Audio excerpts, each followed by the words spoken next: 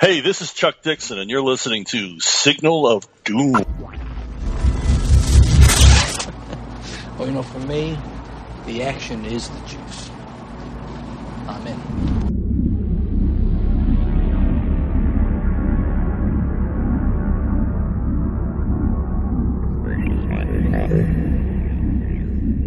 Hello and welcome to episode 49 of Signal of Doom. I'm Dave. I'm here with the main man, Stu. Stu, how are you? I'm good, Dave. It's been a pretty good week. It's been a fantastic week, a controversial week for the Signal. I've been under fire. I've been called a threat to marriage. Friar tucks after me, Stu. And I think he was having a go at you as well, but mostly me. But just to the show in general. Who knows? Yeah, well... Who honestly knows what's going on in this fuckwit's head? It's just awesome. Oh, sorry, I think I said a bad word. Oh, yeah, he won't have made it through. So basically as well, Stu, what are we doing this week for Trade of the Week, Stu? Remind me. Deadpool. This week we've got a couple of things. So we've got a Black Panther spoiler review coming up later in the show. Yes. Which will let you know, don't worry. Yes. No spoilers until then. Exactly.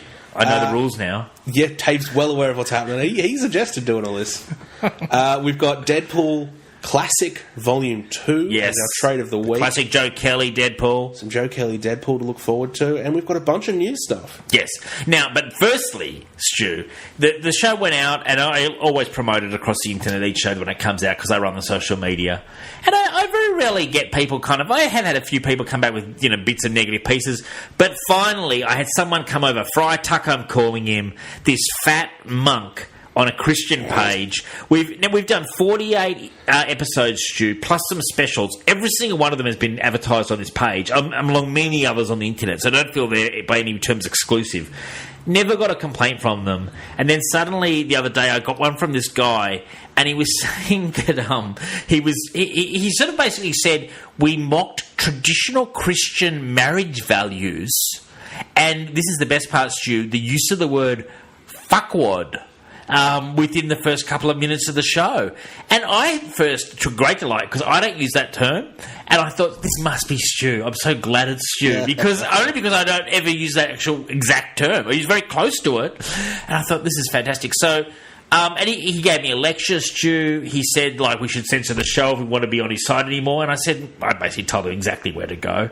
And then I looked on his Facebook page, Stu. This guy's in a brown hoodie, kind of but like the monk cloaks. If you Friar like Tuck, a really basically. poor version of a Jedi. Yes, with 7 kids, a wife, as well. Because they don't use contraception, so they've obviously got to have that sheer amount of kids at a young age.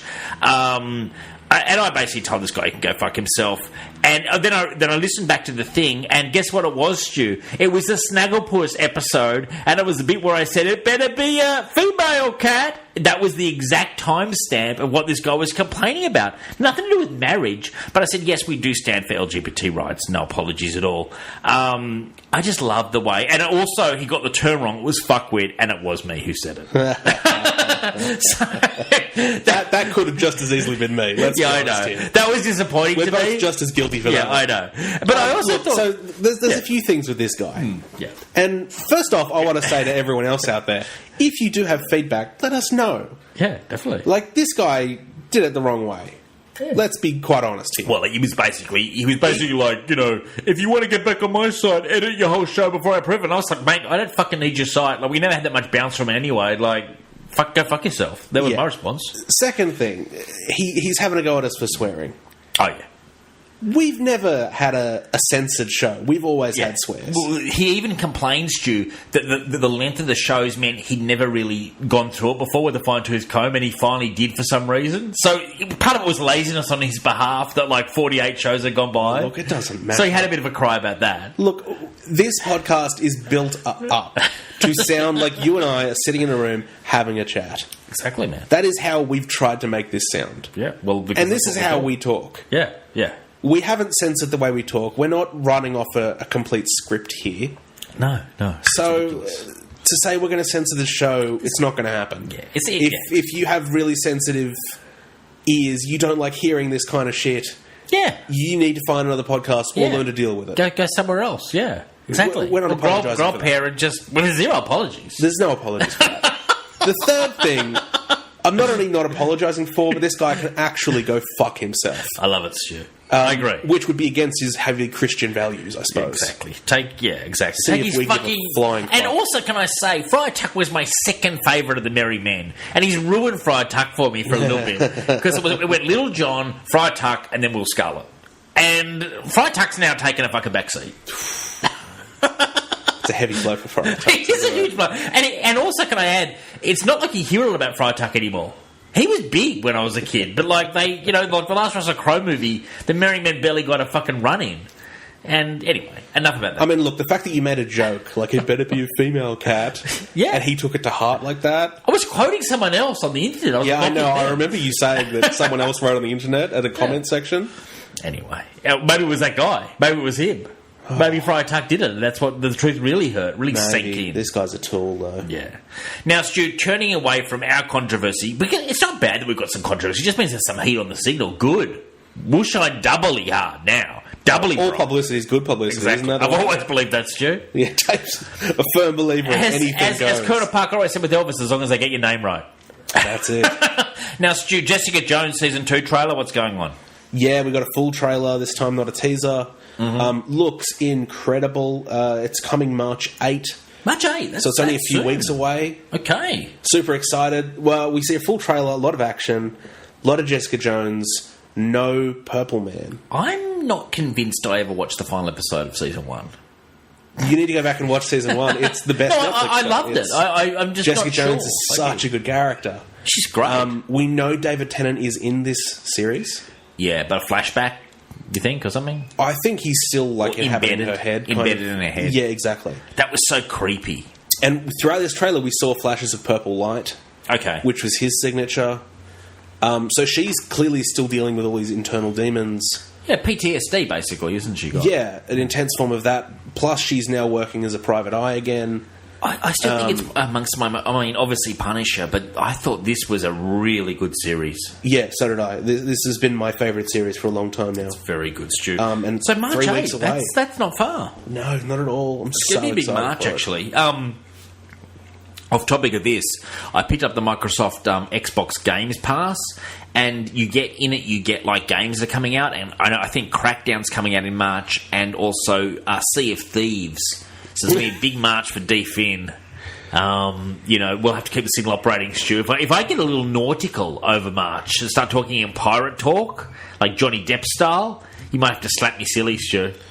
If you ever go Johnny Depp style, I'm going to hit you. I don't think you've got any say in this. I'm sorry, buddy. If you ever go full Johnny Depp, I'm hitting you. Right deep into the well of Johnny Depp. Oh. Like, at least in 90s Depp. You know?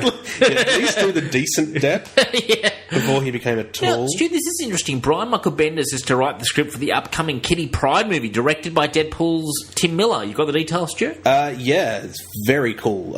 So the Kitty Pryde movie that we confirmed, I think 2 episodes ago on the Signal as a happening thing, has now picked up Bendis as a writer, which I is love. interesting. Yeah. Bendis has written some pretty good X-Men in the past and pretty good Kitty Pryde. Oh, yeah. He wrote Powers as well for TV. Yep. And it's teaming up with Tim Miller, who knows exactly how to treat a kind of character that hasn't really been a major player before in movies. No, she's been around. Like, Ellen Page played her, but I wouldn't say she was a central figure in... Not a major player, no. He also knows how to deal with a smaller budget and make a really big movie. And Deadpool had a small budget, fantastic returns, yeah. fantastic movie. I'm hoping he can do the same with Kitty Pryde. This is so interesting, though, Stu. Working title is 143, and they've confirmed it's the Uncanny X-Men issue number for the first solo Kitty Pryde story, which was in itself an Alien ripoff at the time of Kitty finding a demon that invades the X-Mansion during Christmas break while all the other X-Men are away on holidays. She's famously Jewish and was basically in the mansion by herself, and it gets invaded, I think, by some extra-dimensional demon. Yeah, so it's the first That's cool. Kitty Pryde story, not her origin issue. No, it's like a solo Her story. first issue, I think, was 129 or something. It wasn't like that. far before this one. Yeah, but this is her solo feature. Yeah, this is the first headlining That's Kitty cool. Pryde story. That's really cool. Marvel's always done little things like that with working titles, though. They've always had But this is clever still under the nods. Fox banner. This is still under the Fox banner, man. Yeah, all of the superhero movies, sorry. Not just Marvel, DC, Fox, Sony, they've all had working titles that... Yeah. I think it's really cool, man. And do you think it'll... Now, I'm going to ask you a question, Stu. Do you think this will actually hit cinemas? Do you think it's actually a go deal, a go picture? Or is it just like... Look, they've got... they haven't confirmed who's playing Kitty Pryde. It's doubtful that Got to it'll be someone young. Yeah, they're saying it's not going to be Ellen Page. Well, Ellen Page would make no sense. She's like 35 now, or 40, or whatever she is. Well, yeah, I mean, if you look at current Kitty Pryde, principal of a school, engaged, like a 35-year-old fits that role. Okay, but this story is clearly an early Kitty Pryde story. Yes, you could change it, I guess. But well, we don't know anything of the story. But I'm saying if you took... They're saying that it's going to be a horror movie based on this comic. That's what they've actually confirmed that 143... Well, no, they've confirmed that that's what the 143 is. Yeah. Like, the working title is 143. Yes, and apparently... And they've said, we've got that from this. Yeah. But are you saying they're not going to do the story? They haven't written it yet. No, they haven't committed to a story. Oh, I thought they were basing the story on this. This is how I've heard it reported. No. Really? No, they confirmed that that's what 143 means. That's why they chose 143. Oh, I thought this was going to be kind of like a horror alien kind of thing, and they were going to kind of do the story, adjust bits and pieces of it, basically be a solo story with Kitty Pryde in the mansion. I thought that was also what they confirmed. No, I think it's a potential story. Like, okay. It's in the running, but got it. They've only just hired the writer. Could be a red herring. They don't have a story. They literally just hired Bendis. Oh, I thought Bendis was adapting this story, though. No. So it's not going to be this at all? The other thing is... So what? Really? With pretty much every X-Men movie, they've taken 2 or 3 major comics, mashed them together to kind of... Yeah. Get around certain things. Well, yeah, you're clearly going to have to adjust Like, it's stuff. always heavily adapted and changed up. Oh, so you don't think it's going to be Kitty Pryde alone in a mansion fighting a demon or a monster or something? Look, it could be, but I doubt it. I thought that would just fit it kind of being enclosed. The other thing that kind of tells me it's not is they wouldn't use that for the working title, because that's just telling everyone what it is. Good point, Stu. It's just kind of giving away. Good point. Maybe it's just a red herring. That's normally the case. Yes, it definitely is normally the case as well. You normally don't get... Like, people always... I think the Wonder Woman's working title at the moment is something to do with magic, and people started going crazy thinking Cersei was going to be the villain, and it's like, look, these working titles are often nothing to do with the story. They're just a title. They're just something it's called while they're working on it. You know? Like, there's often no relation to the working title and the contents of the actual movie. Yeah, exactly. Yeah. Okay. Oh, sorry. I got a little bit excited because I thought that actually confirmed that. Now, Stu, you've got an interesting thing here. Ryan Murphy signs a record $300 million deal with Netflix. Am I showing my age? Because I've gone, who is Ryan Murphy? I've got no idea who Ryan is. So Ryan Murphy is predominantly known as a writer, but he's also writer and producer, executive producer. What's he done? Most people know him for Glee, the TV show. Oh, Jesus. American Horror Story and all the seasons of American Horror Story. Well, okay. Fair enough. He did Eat, Pray, Love, the movie. Okay. With Julia Roberts, Feud. Wow. He's really striking out for me. But like, he's popular, though. You're talking about huge hits. He's Glee, won, I think, 4 or 5 Emmys. Like, he's... So it's a development deal, is it? Like a huge development deal? $300 million? $300 million. I think it's over 5 years for him to write and produce a bunch of original content for Netflix. Fair enough. And everything you've mentioned is a huge hit that you just mentioned. Oh, yeah. Like his work is incredibly popular. Yeah. I mean, Glee's certainly not our cup of tea. No. American Horror Story is close at our genre. And a huge fucking massive hit.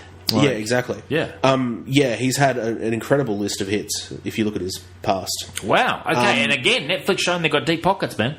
Yeah, he's also a very open gay activist, and he's married to David Miller. Okay. So it's also another massive milestone for... Who's David Miller?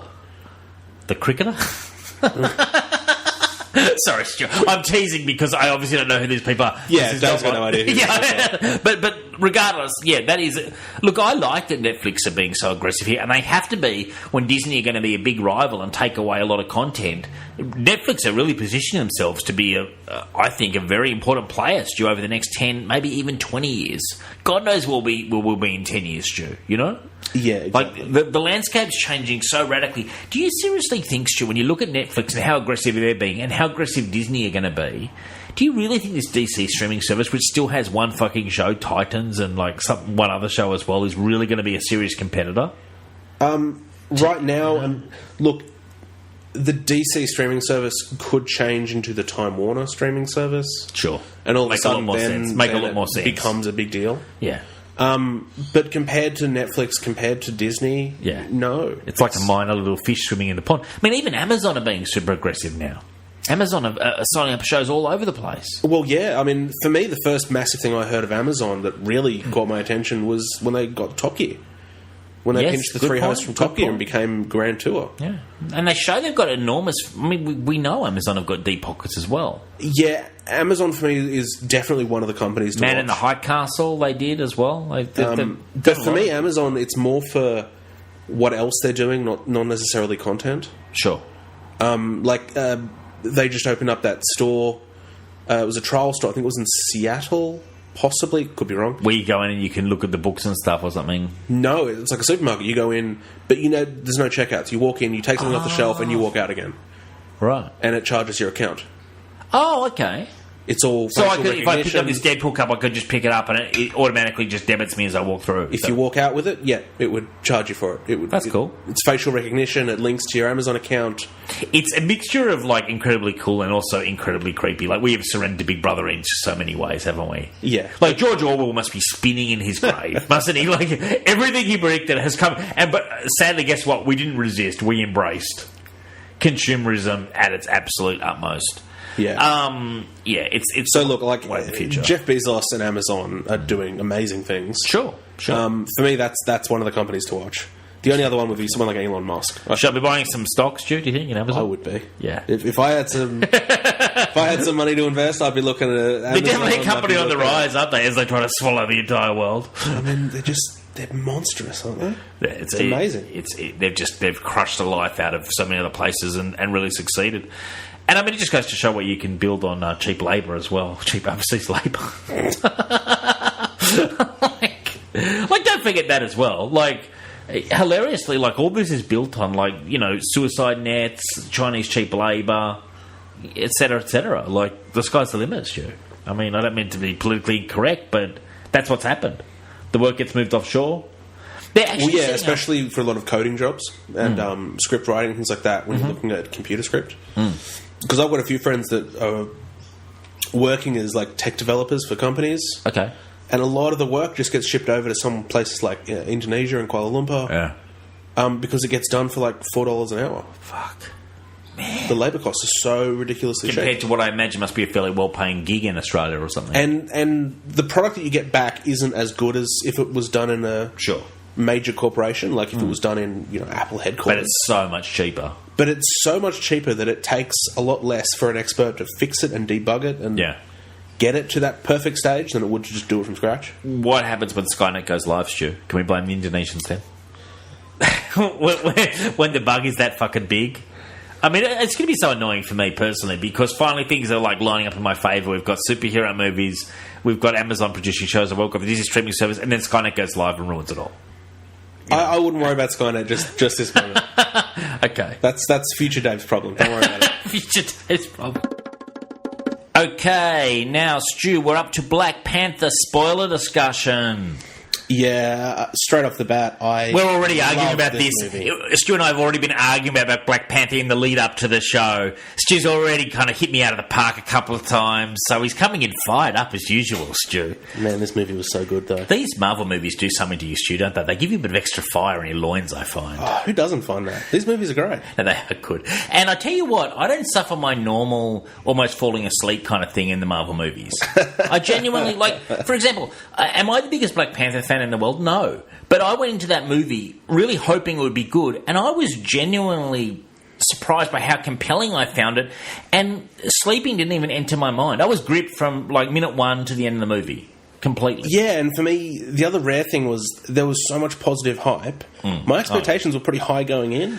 Well, I was trying to shield from it because people have been kind of hyping this like it's going to save the world. And, yeah, exactly. Yeah, and I'm like, no movie can do this, really, especially a Marvel superhero film. So I was dialing down a little bit. I was kind of like, maybe I'll be the counter programmer. But to be honest, I bought this hook, line, and sinker, Stu, as a film. I thought, I want to hear your thoughts because you are more the Black Panther man. I mean, you're the man who we've just read Panther's Rage, Stu. And, from what I understand, you're reading that at night, you're taking notes. I famously battled through it.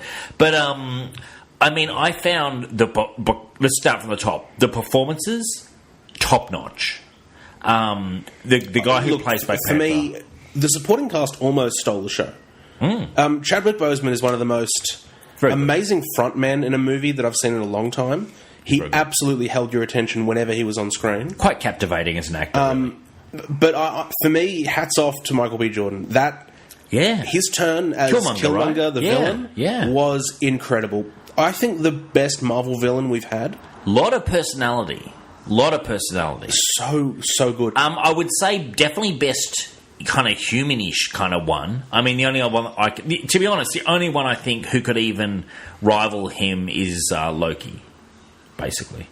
I mean, in terms of popularity, yeah, definitely. Loki's... I mean, in terms of performance. I mean, I thought this guy's performance was remarkably good last night. I found this character better than Loki. Okay. I feel like we got more of a backstory. There was a little more empathy with this character. Like, I understood what he was doing and why. Oh, and a great... Why Loki works well is you don't know where he's coming from, and you don't know what is coming next. Yeah, I thought this character was quite grounded. He had emotional heft. Like, you bought into him. He wasn't like he was a bad guy, but he was kind of like, you could kind of see his motivation, his point of view. He had a great ending. One of the best climactic endings to a character arc I've seen inside any of the Marvel movies. Like, I actually felt for this so-called villain in this movie. It was I want to point out, like, the sister of Black Panther. I don't know what the actress's name is. She was excellent. Shuri. I'm not sure who the actress is. And thank you, Stuart, for telling me that Michonne from Walking Dead played... Denai Guerrero, yeah. She was fantastic. I would have spent all movie trying to work out where I knew her from. It's always weird when you see an actress you know so well without hair. Without hair.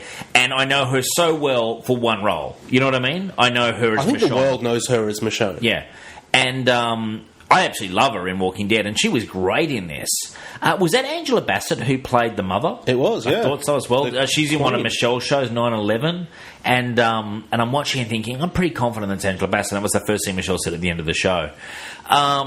Everyone was good. I mean, even what's his name was good. What's his name? Martin Freeman? Martin Freeman. He was good playing that. Ross. I mean, that character in Civil War was kind of a thankless role, and he really kind of gave that character a bit of life in this movie. Yeah, I enjoyed it. And the other, Ulysses Claw as well by Andy Serkis. Oh, yeah. Yes. I've got a record before with my Andy Serkis kind of rages. I know. You've hated on Andy Serkis before on this podcast. Really? Only because I find, like, it's always the bow down, no one can ever do a voice acting like him, but he gave that role some personality. Claw was a little bit crazy, a little bit nutty, almost a bit comedic, Stu, at times. Which was probably the only comedy the movie had in it, and that's one thing I didn't miss. This movie had less humour than most Marvel movies, and I didn't miss it at all. It wasn't dark and gritty, but it certainly wasn't packed with the same kind of sarcasm that we've seen in a lot of the Marvel movies, Yeah. This took a step back from the humour, I think. Yeah, I thought it served the story, though. It did, absolutely it did. I don't think this character fits a slapstick-heavy movie. No. I mean, any comedy was kind of confined to little sort of asides, which are fine. And it probably would have been the supporting characters that would have carried the humour normally. He's a fairly sombre character, Black Panther. Got to say, visually, Stu, as well, a stunning movie in terms of the technology, and the Black Panther suit, for me, is one of the best suits I've seen in a superhero movie. Love it, I've got to say. It's simple, but it's so effective. Yeah, the design just worked. It's beautiful, really. The other thing that I loved was it actually gave some credence, I suppose, to what we'd seen online in trailers for Infinity War. What's that? We saw the suit come out of the necklace, and it was thought-controlled. Right. In the trailers, a lot of people have been saying Iron Man's suit is coming out of his glasses. Yeah, he's kind of in a hoodie, isn't he, with glasses on? Different scene, different trailer from the hoodie one. Right. But you see him put the glasses on, and the suit kind of starts coming out of the glasses. Okay. So they're saying, where did he get that tech? Wakandan tech. This movie, like the post-credit scene, is him giving that tech to the world and sharing. And that would make sense. I mean, think Iron Man in the comics has kind of evolved his suit to that point. as well. There was a while there where Iron Man used the Extremis virus to I'm kind not of make sure it how he more puts his suit on at the moment, but it's gotten more and more sort of like he can just kind of. So this was kind of the origin for that technology that we'd seen. The visuals in Wakanda, like the start of the movie, Stu. I don't know if we're going to go beat by beat, but the start of the movie, I was getting a heavy Lion King vibe in that Challenger scene, which I don't mind. I mean, Lion King's one of my favourite movies, and I thought we could be in for a slow ride here. You know what I mean? And then turn to me 2/3 of the way through this movie, I was engrossed. In terms of any criticisms, at times some of the action to me in the car chase wasn't really gripping me. I thought it was all a bit like I've seen this done before, but that's a very minor point. I thought the way this movie worked, it was shot beautifully, acted beautifully, a very tight storyline. I love that it didn't all take place within the Wakanda, but pretty much everything that mattered did. It was quite an enclosed movie. I know there was some globetrotting, which I liked, but just the way that, like, even the jets at the end didn't get outside Wakanda. Like, it was all sorted out within the province, within the country. I disagree with pretty much everything just then. I thought the car chases were incredibly done. I just felt like I'd seen them before. There was a whole new take on the whole driver not being in the car. I liked that. I liked that. The remote piloting. No, I liked that. A couple of times. I thought that was genius. Yeah, it was like it wasn't the first car chase. To be honest, loved the remote. For me, this was the first time the car chase was the secondary character.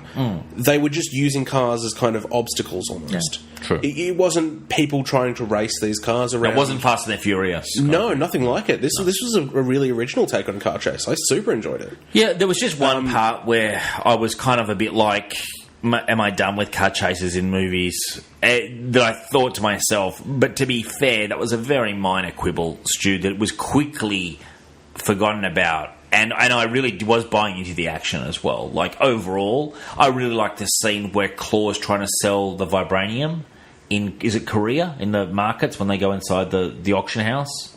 He takes the head of that pickaxe kind of I love that scene. Look, it's a self-contained movie in the sense of characters, for sure. But, I mean, it's a global spanning movie. They're in numerous continents over the... Which I like. Like, it's not a contained movie in any way in Wakanda. No, I know. But, I mean, there's no interaction with, like, the wider Marvel U sort of thing. Or, if there is, it's the agent, whatever his name is. Everett Ross. Yeah. No, but... Look, we've seen that before. That's not new. Guardians was a completely self-contained movie. I thought it worked. I'm saying I thought it worked. A lot of these movies are completely self-contained. Ant-Man was a contained movie. Yeah. I don't think... He did have the same with Falcon in Ant-Man.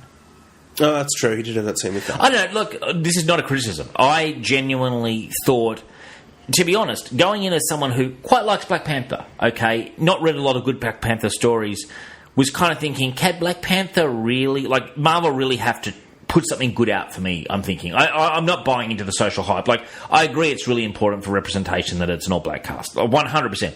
But in terms of the movie, I'm like, I want to see something really good and original, and I really felt I saw it. I felt this was a different kind of Marvel movie, like slightly skewing differently, slightly getting away from sort of the humour, being the front runners, showcasing a whole new aspect of characters. Like, we've only seen Black Panther briefly in Civil War. Looked cool. Didn't see a lot of him. This was a really kind of deep dive, I felt, into Black Panther. I honestly came away thinking, man, that's the best Black Panther I've ever seen. It's a great representation of Black Panther. I bought in, no doubt. Completely. Like I've said before, I almost feel like the supporting cast outshone him almost. Well, it's his world, isn't it? Yeah, it wasn't just Black Panther. It was his world. It was Wakanda. It was the way his king had been raised, and his universe. The backstory was incredible. Like the storyline with the clan that lived in the mountains, and was that his brother or whatever it was? The guy who challenged him at the start. So that was from the Mountain Clan, which, by the way, took the place of the White Ape from Panther's Rage. Right. Yes. Good. Well spotted, Stu. That's exactly where they got that from. I mean, so much of this was taken from Panther's Rage. It was kind of... It was like seeing it play out on the screen. Can I say, frankly, a lot more interestingly, the Black Panther's Rage, which I personally found we've already disagreed on that. Stu and I have got different opinions on Black Panther's Rage, but But, like, to be fair, man, like, I agree with what the you're death saying, where Killmonger throws him over the waterfall is in there. Like, yeah, a it good literally scene. lifted exactly from that page. Really good scene. Really good scene. It's a brilliant scene, and you see it. Got lucky, didn't he? Like, I was like, ooh. I was like, it's gonna. I'll tell you something that I thought was cool, Stu. They didn't really hold your hand very much. Like, I've got a question for you. Okay, you know how when there's the first challenger, who's the guy from the Mountain Clan, okay, and he beats the guy who yields to him, who later helps him. Okay, when he was going to take on, his father's died in Civil War. Okay, and they say drink this herb to take away the strength of the Black Panther. So he already had the strength of the Black Panther because he took the drug, which takes a power out of him to do the fight. Yeah. So, what is the strength of the Black Panther? Just extra speed and reflexes and stuff, is it, or what is it? I wasn't quite sort of. I mean, the Black Panther gets the heart-shaped herb to drink. Yeah. So that gives them increased reflexes, strength. Okay, like almost like a super soldier serum sort of thing. Basically, yeah, an organic super soldier serum. So he already had that because he was doing the role of Black Panther when his father was king, who was older. Is that right? Yes. Got it. Okay. So it's kind of a weird grey area in that some people think that you must be king to be Black Panther. Mm-hmm. And that's kind of been a grey area. But maybe his dad had aged out, sort of thing. Basically, his dad used to be the Panther. Yep. And then he was challenged for the role of Panther by T'Challa. Oh, okay. Really? So T'Challa took on that role of it's not an inherited thing. It's not. Oh, can anyone challenge? Anyone in Wakanda can challenge. Oh, I didn't realize. I thought you had to be royal blood. No, I think you need to be royal blood to challenge for the throne. Because he did say the throne and Black Panther, didn't he? He kind of he threw I think both. They are two separate issues, but anyone can be. It didn't really hold your hand there, the story, did it? No, and I don't know whether Marvel's going to go with that. They might just go with the royal blood is the Black Panther blood. Sure. Well, I think for all intents and purposes, he's Black Panther now, isn't he? Like exactly, he's king and Black Panther. He's not going to get any challenges in Infinity War. No, he's not getting any challenges for a while. Like Thanos challenges him. Okay, but that's interesting. So yeah, I like the idea that they went back and looked at the 5 tribes of Wakanda. They're all kind of formed around this meteor that crashed, giving them all vibranium. The guy with the massive tongue, the lip or whatever it was, the piercing in his lip. Yeah, Jesus. Yeah, the River Clan. That always kills me. That reminds me of the guy. You're probably too young to remember this, Stu, but late '80s, early '90s, Sting hung around with the guy from like I think Amazon rainforest who had that in his tongue, and they were trying to raise money. I think at the end the guy ran away with all the money, and poor old Sting was left like disillusioned idealist. It was when Sting had long hair, and he sort of toured this guy around the world with him, trying to save the rainforests. I don't think they succeeded, Stu. I think in the end, capitalism won. But that is a real piercing, isn't it? Like, you can't ever get that out, am I right? Like, I mean, you can take it out, sure, but you'll just end up with a giant loop of skin. Yeah. Like, that's like the guys... I say this to Michelle all the time. The guys who put the earrings in that make their ears really big. Yeah, the plugs, yeah. Yeah, but they're idiots because, like... I say this to Michelle. If they take that out, they're fucked. Like, their ear's done, is it? Like, 'cause there's no way back from there. Well, plenty of people have had surgery to just remove that loop of skin. Okay. But you basically end up without an earlobe. So but not a massive good. deal. Okay. Well, have you ever used your earlobe? Like, which bit is this? Is it this bit? Yeah. It's just the bottom little bit of skin on your ear. Okay. Oh, well, don't do it, Stu. Stu, please don't do it. Like, I know you hang out with the kids at school, but, I mean, we're trying to run a professional podcast here. Yeah. And, and I just feel like it's going to hurt us at the ballot box. I don't know. I feel better. So people can get... I feel bad for them because I'm always like, they're 20 and I'm like, really? This is going to be something you're going to commit to for the rest of your life? I mean, you could say the same thing about tattoos. Yeah, but like... Well, you've got tattoos. I've got one tattoo on my arm, Stu, which is covered by a shirt, 100% of the time. Yeah, but now that tattoo, that shoulder is done. You can't put anything else on there. Yeah, but it's if I put a tattoo on my face, though, it's more of the arguments. You see what I'm saying? Like, true, but in both cases, there's a surgery that gets you back to looking normal. No one can tell the difference. Right. Well, you've got no earlobe. I can tell the difference. Are you Evander Holyfield? Like, you know that there is a genetic difference between people with and without earlobes, right? Like, half the population don't have earlobes. Huh? If you look at the earlobe that connects Is the earlobe the flabby bit? Like this bit I'm pulling at my ear? Yeah, but whether it goes up and connects to the neck or whether it just keeps going down and connects to the neck is actually it's kind of a bifurcated gene that humans Some people have it, some people don't. Is that what you're saying? No, I didn't know that. It's things that most people don't notice unless you take some kind of year 11 biology or something. Well, there you go. See, there's a lot of details that Stu has. He inherited genes. There you go. Now, okay. So, look, I mean, Stu, there is so much to unpack in this movie, but let's jump straight because I'll be brutally honest, Stu. Like, I'm not gonna dance around it. I was really looking forward to Infinity War and Deadpool 2, and I was really like, what ties will there be into their future thing? Well, we saw the post-credit scene, Stu, which I think we can talk about. With so 2 post-credit scenes. Yes. First, we saw Panther going back to the UN. Yeah. And saying that Wakanda's now going to share everything they have. Sure. And basically you saw the crowd saying, what the hell do you have? You're the poorest nation in the world. Kind of a stupid comment one of the diplomats made, really. No, I mean, they said at the beginning of the movie, they actually said on a news report, Wakanda was the poorest country in the world. That's been their cover story for many years. Yeah, and they haven't received any foreign aid, they haven't traded with anyone. So it could just be a total third world dust box. Exactly, and now suddenly the king's coming out saying, we'll share what we have with you. And they're all like, well, what the hell is that going to mean? Yeah. And you just see Everett Ross in the back just smiling. Yeah. I thought that was a really well played out scene. Yeah, nice little scene. In the second post-credit scene, we see Shuri, Black Panther's sister, yes, going to this little village, telling these little kids not to tease him. Flashes inside, and we see Bucky Barnes get up. Bucky Barnes, who famous at the end of Civil War was put into the deep freeze, basically. Yeah, who was in Wakanda. In Wakanda at the very end of Civil War with Cap.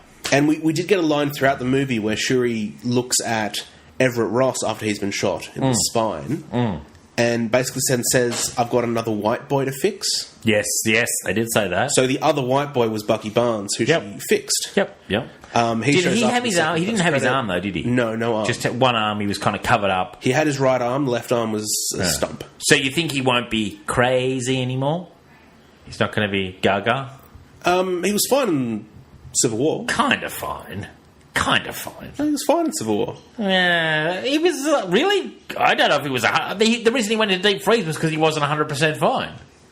No, the reason he went into deep freeze was to fix him. He was badly injured in that last fight, and he got his arm ripped off. Mentally there was still some issues. I think there was still some programming in there, maybe, but yeah, that's what I'm talking about, Stu. I'm talking about the programming. He was completely mentally sane throughout Civil War. 100%. So you're saying... I thought she wasn't fixing the programming? I thought that was what they were doing. No, I thought she was fixing him physically. I think... his arm had just been ripped off. I think you've got a rose-coloured glasses thing of Bucky Barnes. Bucky Barnes is a programmed, hired assassin, man. Did it for 40 years, 50 years. Yeah, and at the end of Winter Soldier, we see him get his head knocked in, and he's kind of fuzzy on what side he's on. Yeah, Winter Soldier, dude. He's like at the Captain America Memorial, kind of still like fucking seeing shadows, man. So he's still fuzzy. He doesn't know which side he's on. Yeah. But then by the time we see him in Civil War... Yeah. He's been hiding out. He's a fugitive, but he was completely sane throughout the whole thing. He didn't change. He didn't shift mentally at all. What about when he was challenged by... Really? Wasn't he fighting, at the end? Really? Was he 100% fine? I thought he was still getting a bit of programming going in there. I thought there was a line that he was still doubting himself right at the end. Possibly, but he didn't change sides or... Okay. There was no sign of him being mentally weak. I don't mean mentally weak. I mean, the programming that whoever it was the Soviets had done to him. The Soviets had used him as a weapon, hadn't they? In the movies, they certainly did in the comics. Yeah, it's kind of like hypnotism, though. But it was pretty deep hypnotism, Stu. I mean, this was literally a guy who they would get out of freezing. He would go and kill someone around, and they'd bring him back and put him into freezing. Yeah, and he was always kind of sometimes he would go a bit rogue. You know, he wasn't 100% loyal to them either. Sometimes he would disappear from them. And they'd have to catch him. He'd go off the grid for a couple of weeks. Look, possibly. I haven't seen any scenes in any of these movies where he's... Okay. All right. I thought he's not Bucky. Okay. Well, all right. I mean, hey, look. I mean, I know in the comics, he makes quite the recovery after he comes out of the original storyline where he is struggling. He gets to a point where he's pretty much just Bucky Barnes, an espionage guy. I mean, they're still treating him with kid gloves, but at no point through Civil War, did he switch sides or hesitate or anything you'd expect? Like, he was just with Cap the entire time. Okay. Yeah. So it's kind of like he has sorted himself out. I just thought that she was trying... So you're saying it was just his injuries itself? The metal arm was literally ripped off him. Okay. Like, there was jagged edges and sparks and all this. Who did he fight? Did he put up a fight against Iron Man and he kind of got, like... Iron Man ripped his arm off, am I right? Was it Iron Man who ripped his arm off in Civil War? It must have been. If it wasn't Cap. Because, obviously, Cap's on his side. It wouldn't be Cap. That's what I'm saying. Like, it must have been Iron Man who ripped his arm off. Because Iron Man's fighting because Bucky Barnes killed his parents when he was the Winter Soldier. So Iron Man's the one with the grudge against him big time. Remember? Because he discovers that Bucky Barnes killed his parents in the car accident. Do you recall? Yeah. Yeah. So Iron Man's kind of got it out for him, and then Cap, I think, steps in once Bucky's kind of... Well, it was in that final scene, wasn't it? When Cap, Iron Man, and Bucky are fighting in that concrete structure? Yeah, in the bunker thing, yeah. Yeah. And Iron Man, chops his arm off with a shield, doesn't he? He must, yeah. I think so, yeah. And then Bucky's kind of, I think, just on the side, because then Iron Man and Cap have the big fight. Yeah. So, okay. So, all right. All right, so what you're saying is actually there is nothing to cure. There's no more programming. You think he's pretty stable. I've heard other people analysis saying they thought Bucky was a little loose, but if what you're saying tends to hold water, he seems to have drifted back towards the shore a little bit. Just wonder if someone's going to start saying homecoming to him again, if he's going to get a little bit nuts. 40 years of conditioning, man. Look, we're pretty sure that what's going to happen is he's going to come up in Infinity War against Ebony Moore, who's a mind control specialist, who's going to flip him out again. Like, that's sure pretty clear path to get Bucky back on the... Yeah, get Bucky back on the where am I... Yeah, exactly. Where am I again sort of thing. Marvel's not going to go with mind control. We've had enough of that. We've seen it in too many movies. Yeah, like famously in Avengers. Yeah, Avengers 2, it didn't work. Touching the staff or whatever it was. Yeah, we've had a couple of... And Scarlet Witch did it for a while. Yeah. Look, mind control doesn't really work. Isn't the whole thing they're going to... I heard a lot of speculation, Stu, that a lot of it's going to take place in the past, so they might go back to World War II and stuff. Like using... Is there a time gem, Stu? You know these things.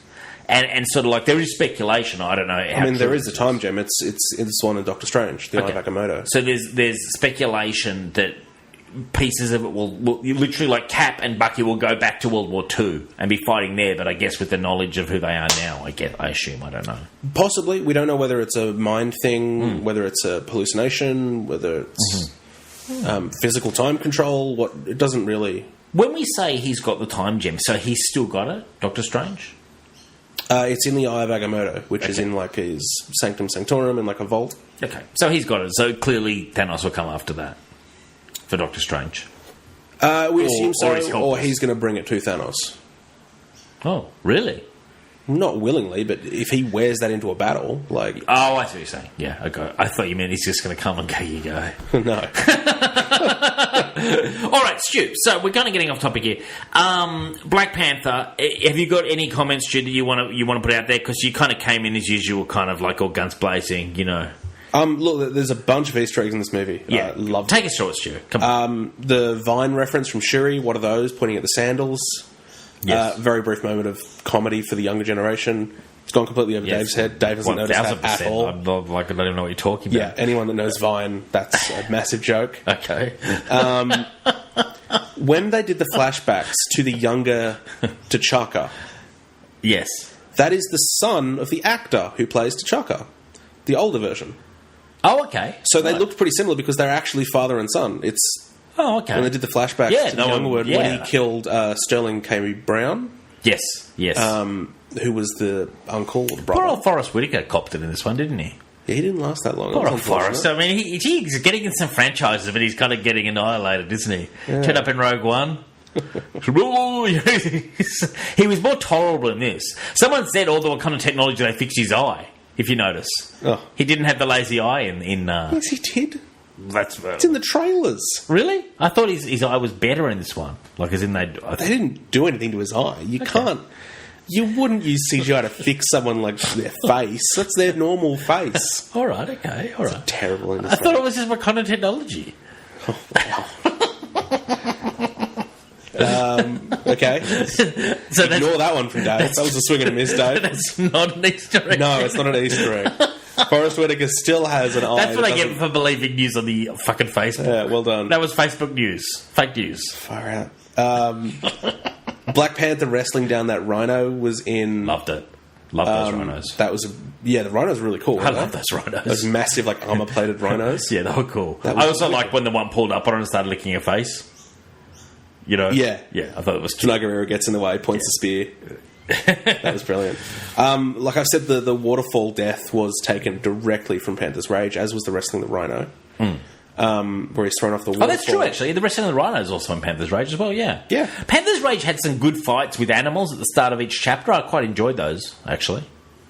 Yeah, absolutely. What else are we looking at for this Black Panther?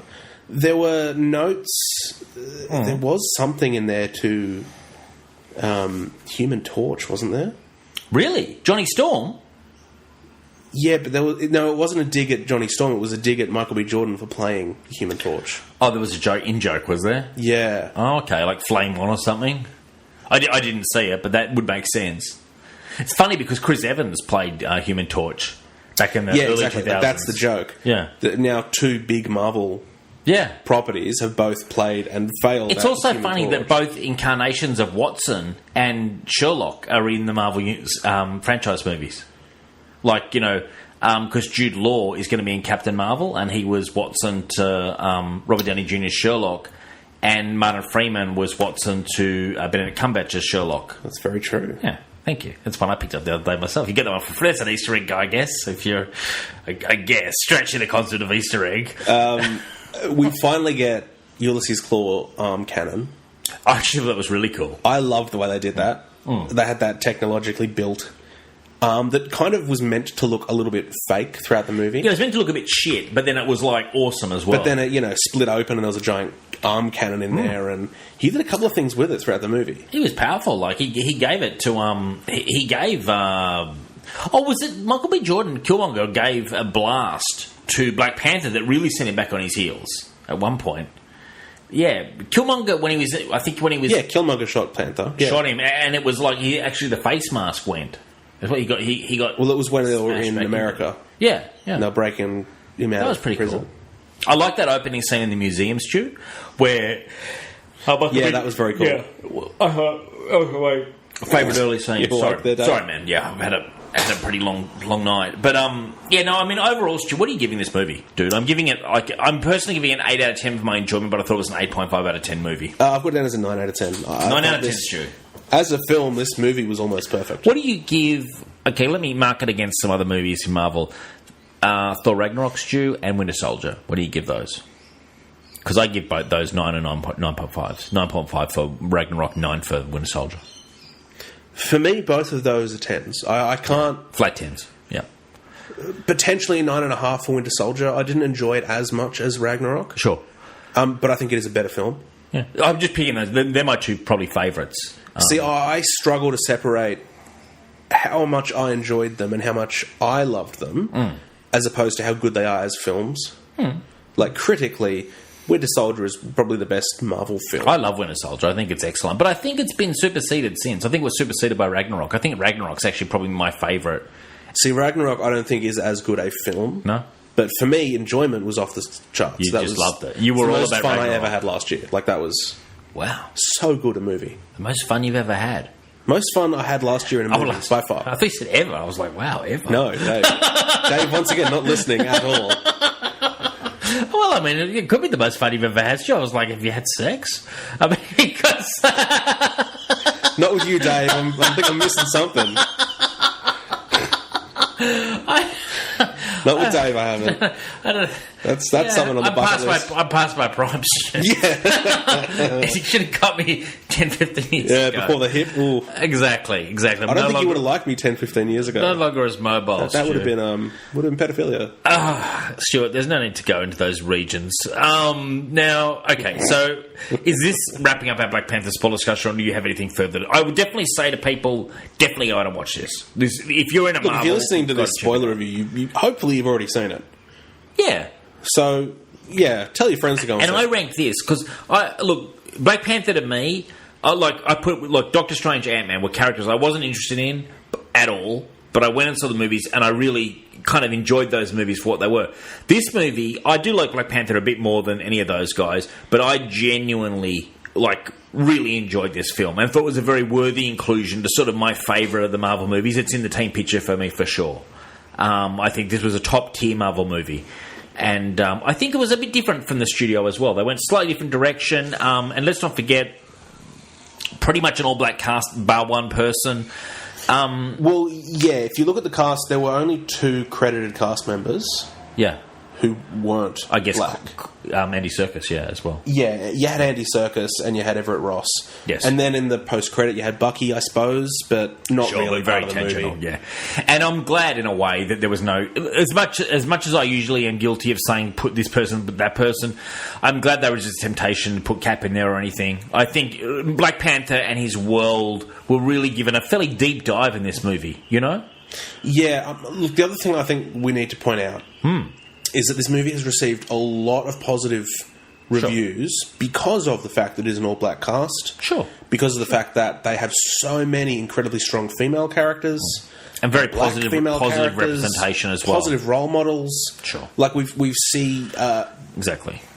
Children that grow up in a poor area in America. Mm-hmm. You know, they're playing basketball with a milk crate instead of a hoop. In the streets, man, yeah. In the street. You do see a lot of...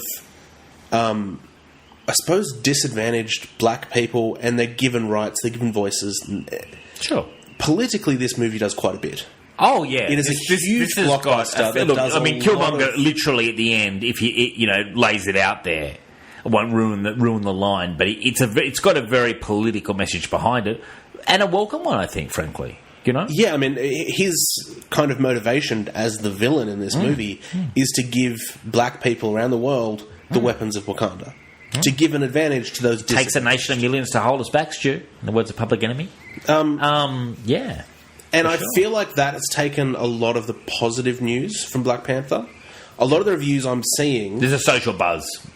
There's a social buzz. There's almost a social movement behind it. Sure. But what I'm seeing are a lot of reviews saying that politically it does amazing things. I don't feel like the movie was... deserving of all of that praise just for the film's sake. Mm-hmm. I feel like if this was the 5th or 6th Marvel movie with a black cast, and you wouldn't get that kind of positive vibe, and they just looked at the movie, it wouldn't be a 10 out of 10. Well, it's not a 10 out of 10, but... And I feel like we're getting a lot of 10 out of 10 reviews. We're getting a lot of massive positive reviews. But you know what? Frankly, dude, I agree with you there, but I don't mind giving it the +1. You know, really. Honestly, there's part of me that thinks, when I think of the racism inside the Hollywood machine and inside society still, inside our own country, it's such a good working movie. It ticks so many boxes. It works. And most of these Marvel movies, you know where they suffer? They suffer in the final battle because it's the end argument of every superhero. It always ends in a punch-up or ends in that battle in the sky. It's a less of a problem in this movie. This movie, I thought, was very creative, and it really works well. So, I agree, it's not a 10 out of 10, Stu, but I'm still happy to give it, the +1 to the score. And I'm really pleased to see the representation and how well it's doing at the box office, because that means there'll be more Black Panther. And, Stu, would you agree with me that, as we were saying before, as potentially they might phase out Robert Downey Jr. or potentially Cap, Black Panther will become more and more prominent in the next 5 to 10 years, Stu? Yeah, they are setting up this character to take on a more of a leadership role in the MCU. He's going to become an Avenger big time, I think. He's basically going to be taking up the role that he is currently in the Avengers, where he's running headquarters, he's coordinating teams of Avengers. He's a proper first-class Avenger in the comics currently. I've got to throw this out to you, Stu. What if Cage turned up? Because, I mean, Luke Cage, I fucking love that show. What if they actually did cross paths at some point in... I'm not talking about in the next Avengers movie. I know that won't happen.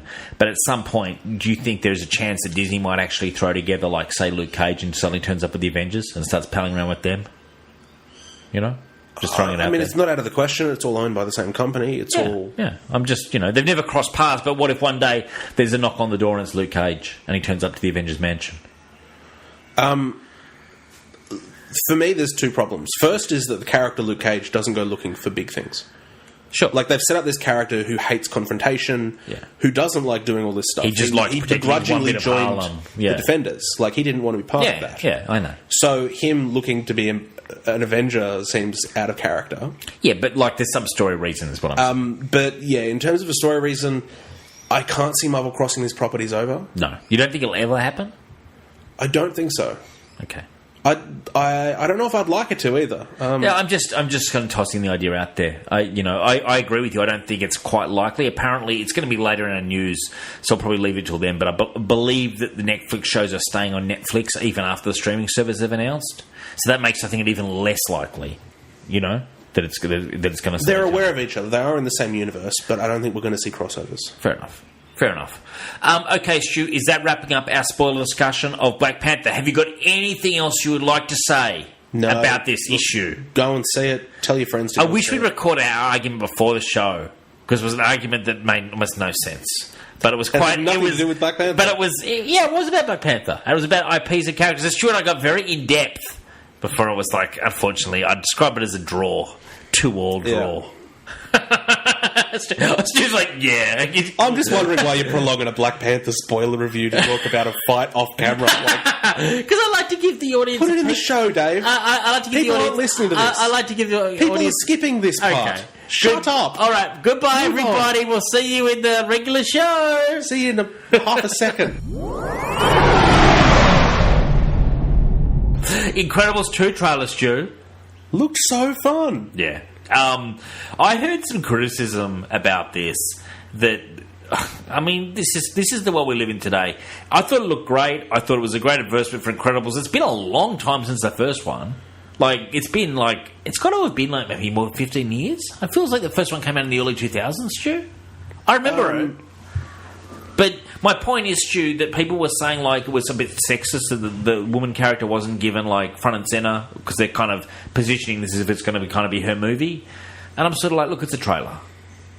Like this is the first trailer of the Incredibles 2 franchise. Don't get too carried away into that. I mean, you're both right, but what's the criticism there? I don't get what the bad side is. Well, people were saying it was sexist, man.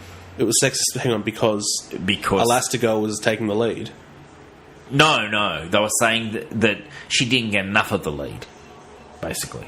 The whole story is about that she's an empowered woman. I understand that, Stu, but they were saying... she's working while he's staying at home looking after the baby. Like I understand that, Stuart. I don't understand that criticism at all. The criticism was that apparently in the trailer, the character wasn't given enough screen time. It was... Anyone that's worried about screen time in a minute-long trailer actually needs to go to hell. Yeah, well... That's, like, what the fuck are you winning? Yeah, I was kind of like... When you've got a minute of screen time and you're like... really? Like, are we I felt like she was shortchanged 8 seconds. Get a life. Get a life, people. I agree, Stu. I'm entirely agreeing with Stu so far on the signal. The trailer looks incredible. By the way, Dave was almost spot on with 15 years. It's been 14 years since the original came out. I want my game. So, have you noticed I'm cured, by the way? Remember how sick I was last week? Yeah. I'm off my meds. 2 days now. I've been off my meds. I'm a little bit slower.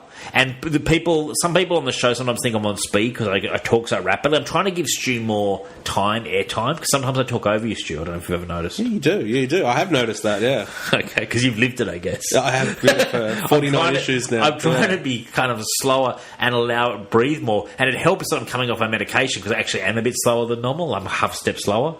Be good I just sit back and let you hang yourself because you talk yourself into a circle. I was going to say, it's like I'm coming up with gold, or is it all gold? No. Occasionally.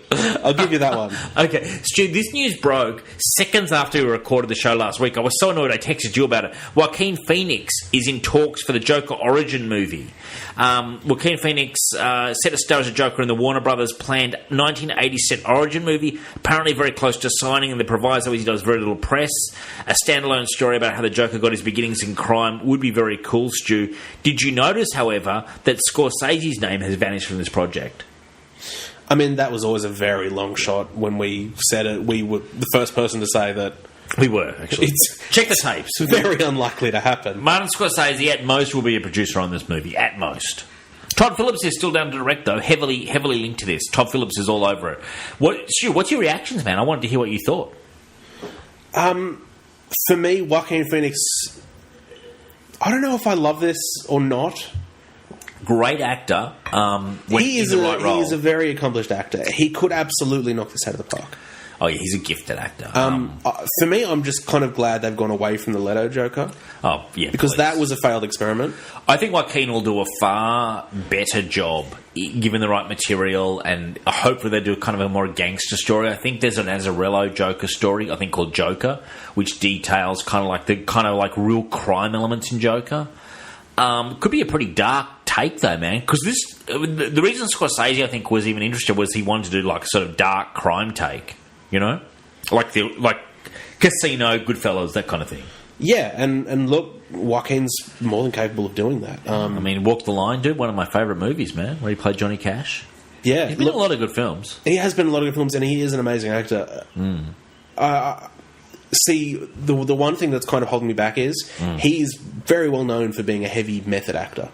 Oh, he's. And that's exactly what Jared Leto did. But you know what? I'd say he's a far, far better actor than Jared Leto will ever be. Joaquin Phoenix has a lot of gravity, I find. When he turns in a good performance.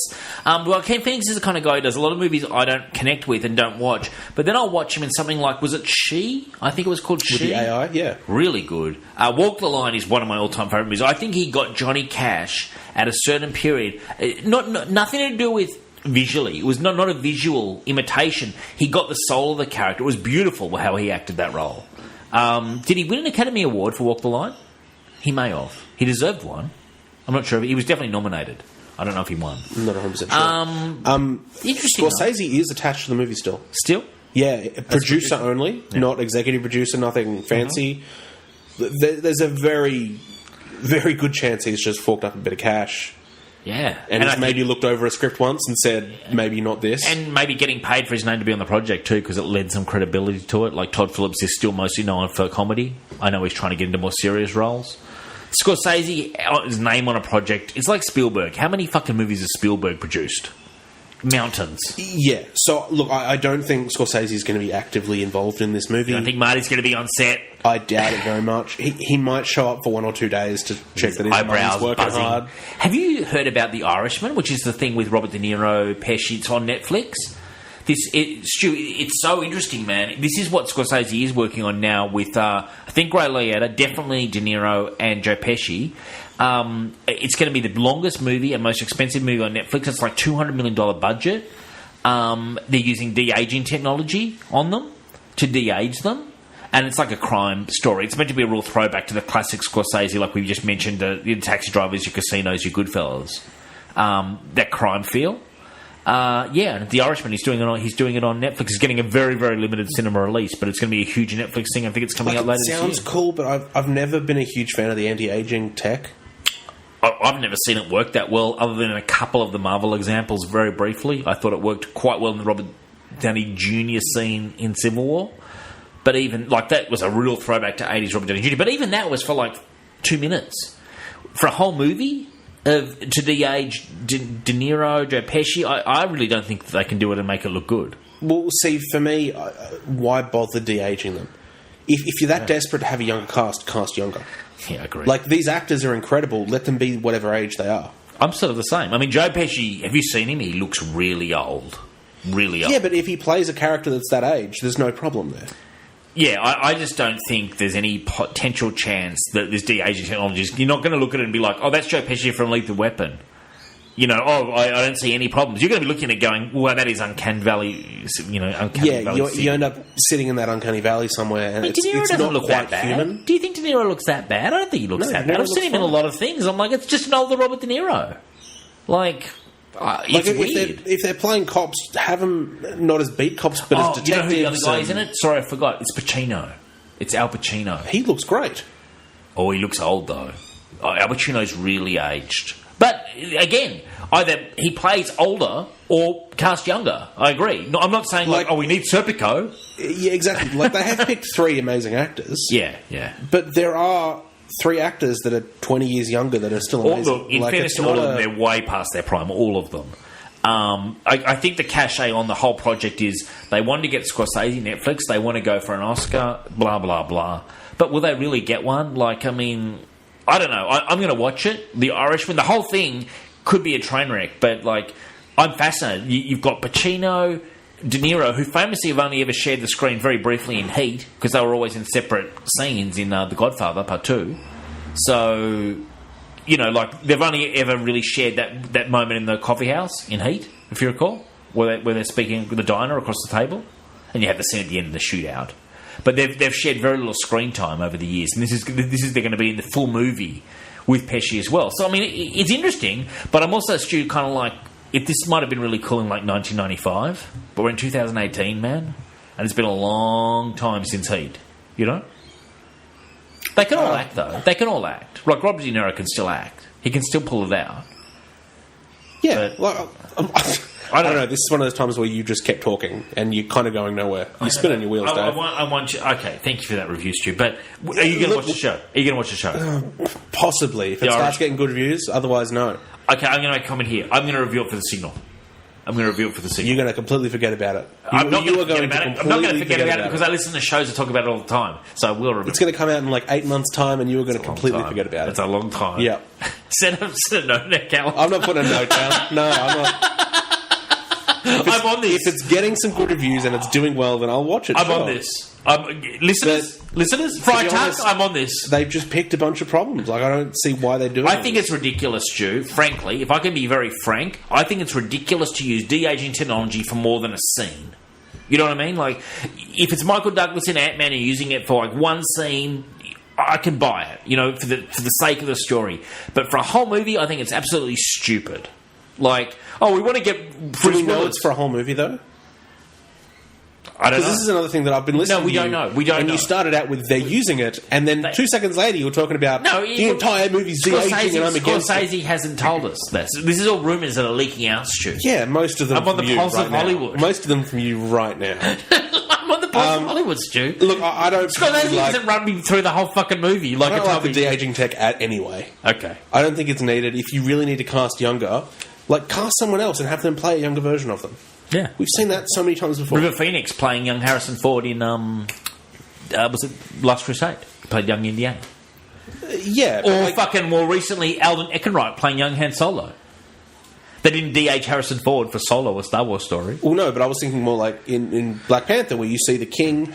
in older version, younger version, same character, same movie. I've got to say, there wasn't a lot of similarity between Forrest Whitaker old and his young self. I was kind of because let me tell you this: the young self didn't have a lazy eye, so he developed that.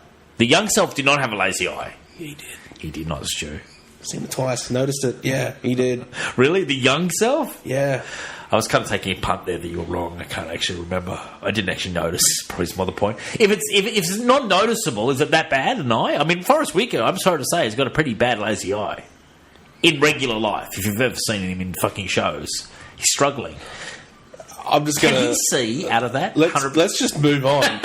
Can I ask a question? Before we get into Can I ask a question? Anything else? Can Forrest Whitaker see out of that eye? 100%. I've never been inside his head. I don't know. You don't know? You've never... I don't know what percentage of vision he has. I'm not up to date on Forrest Whitaker's eyesight. Okay. If any listeners are out there who are, please feel free. Let's just Google what percentage of eyesight does Forrest Whitaker have? Don't trust you too much. I prefer our listeners kind of ears on the ground style. If you've got some insight into the Forrest Whitaker vision situation, let us know. I'll Google it. Have we wrapped up the Scorsese stuff, Stu? So long ago. So long ago. Now, Stu, The Punisher Season 2 character details hint at a very dark Marvel Comics storyline. Casting details have linked large chunks of character, Stu, named from the Slavers, an acclaimed and very dark Garth Ennis arc featuring Punisher take down a pedophile and sex slave ring with connections in high places. This is one we'll do on the show at some point, Stu, a 6-parter. It's considered one of the preeminent Garth Ennis Max Punisher storylines. What do you think about this, Stu? Punisher going after sort of sex slave trafficking, and it is a pretty dark story. It's got like all sorts of incest in it. It's got like, I think, some pedophilia. It's definitely got sex slaves in it. Are you down for this, Stu? Forrest Whitaker has perfect vision in both eyes. And yes, he has perfect vision, Dave. Okay, all right. Well, I'm glad. His eye works fine. It's just the skin around it that's drooping a little bit. Okay, a little bit. That's okay. It's fair enough. Completely fine. I'm glad to hear it. Actually, I like Forrest Whitaker.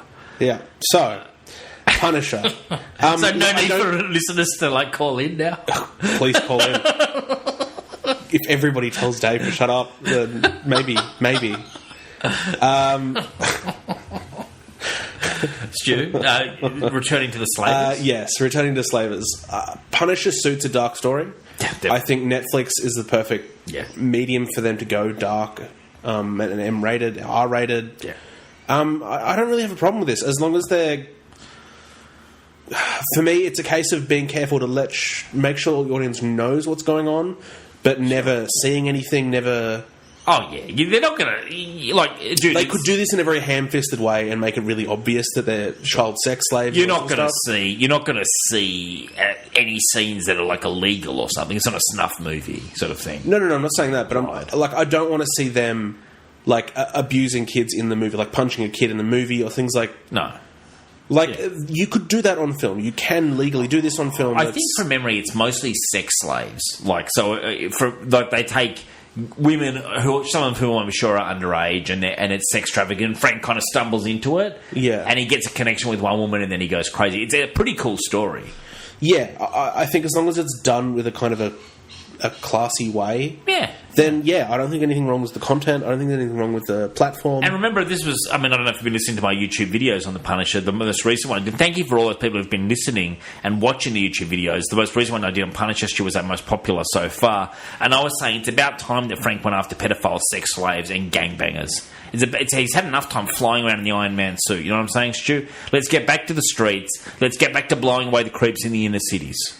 That was basically my rant on the last video. Yeah, although this has nothing to do with comics. This is the TV show. But this is the show as well. Like, the comics should take some fucking notice of what the show's doing and bringing it back to the dark roots of the underbelly of society. Like, the crimes...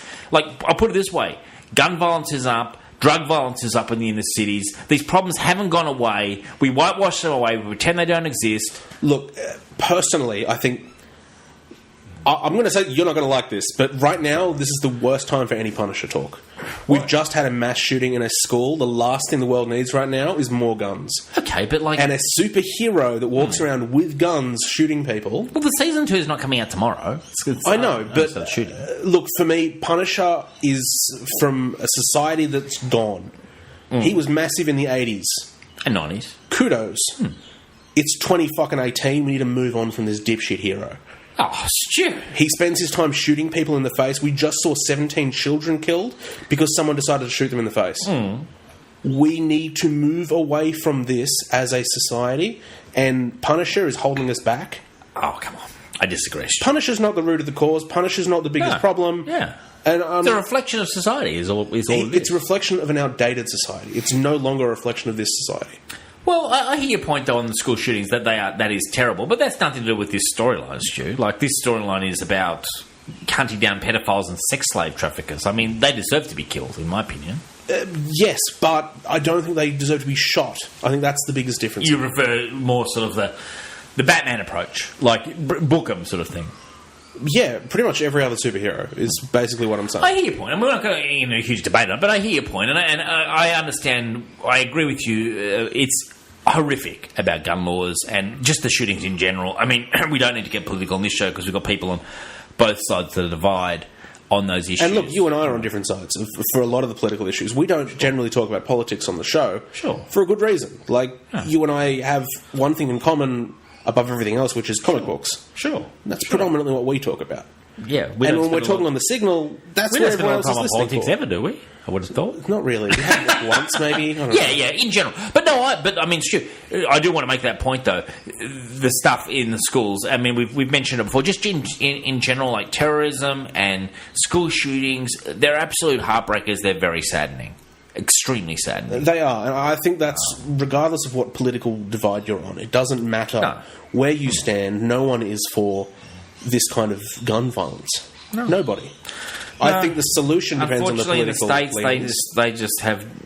I have friends who have completely different beliefs to me on this topic. You know what I mean? So out of respect, absolutely, and that's absolutely, it's going to happen. And I think the solution depends on which side of the political divide you're on. Like, depending on who you believe in, what you believe in is how you fix it.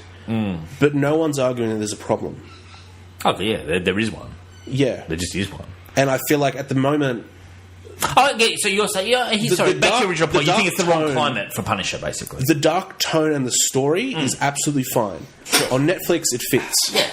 But I feel like if you put Daredevil in there, cleaning up this child sex thing, you could have it with him and it works. Because he's not going to be going that ultra-violent route. Maybe they'll... but, I mean, that's the problem. If you're going to do Punisher, it's hard to do Punisher and tone it down. You either do it or don't. So. See, and that's why I've never been a Punisher fan. That's why I feel like... It's a little dark for you, isn't he, Stuart? It's a little dark. It's a little twisted.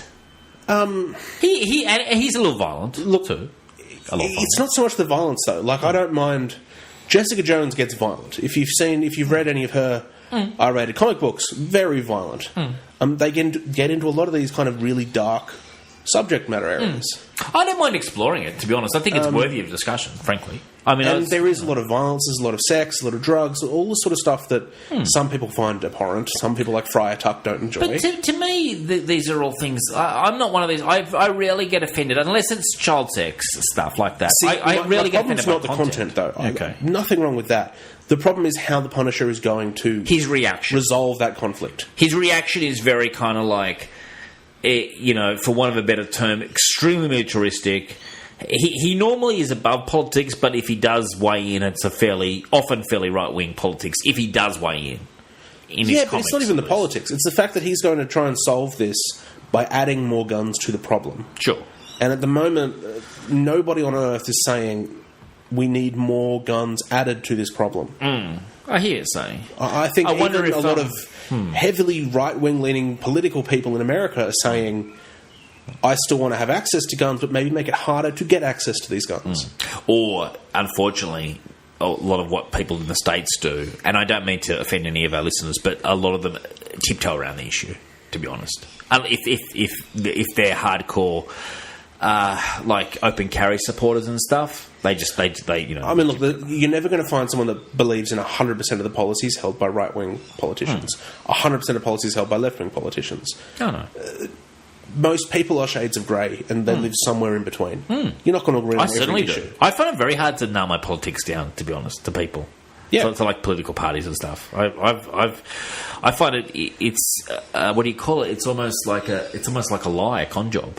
I find them very hard to believe in. Really. I think most people would have one or two kind of issues that they disagree on. Yeah, regardless of whether they're all left wing, right wing, whatever they are. Yeah. Look, for me, the Punisher is the problem here. No, you're not a Punisher fan. I dig it, man. Yeah. It's not Netflix. It's not the content. It's the character and the way that he's going to go about it. Because you and I both know he's going to track them down. Oh yeah, Punisher's... He's going to figure out who they are. Yeah, Punisher won't... And Punisher's solution will be violence, for sure. But it's not violence, it's gun violence. Yeah, gun violence. And that's the difference between him and the other Netflix characters. Yeah, no, definitely. We will do, when the show comes out, we will do Slavers to have context for discussion. But I think it's worthy of having that discussion when it comes out. I mean, it's a fair point, I think. Yeah, look, when and if... That's always been a when and if controversy that comes out, we don't know if 100% if that's the only storyline. Punisher Season 2 has been greenlit. Exactly. And this is just rumoured from the casting details they've put out there. Yeah, exactly. People read into the casting. Now, they've read wrong many times before. Slavers is also considered a high watermark of Ennis's run.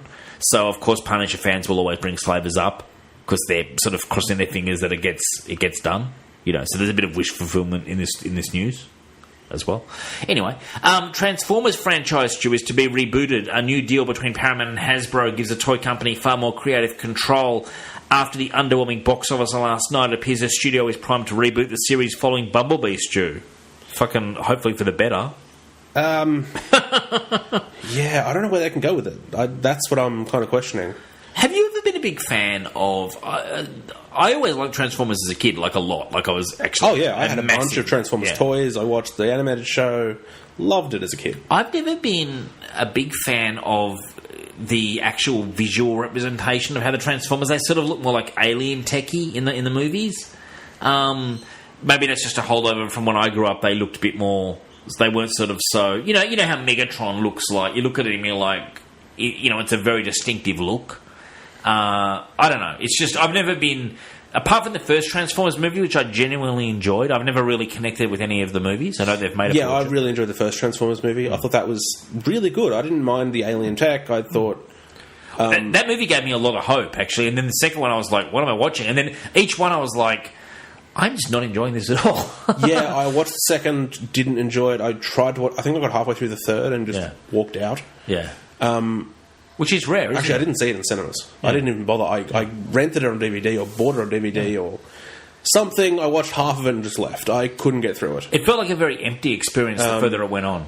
Like, it just... I was like... This and then I didn't see this one. I didn't see the Last Night. Last Night's considered the absolute worst out of them, which is... they've been going downhill. It was a pretty clear trajectory. And this one, finally, the box office caught up to the quality as well.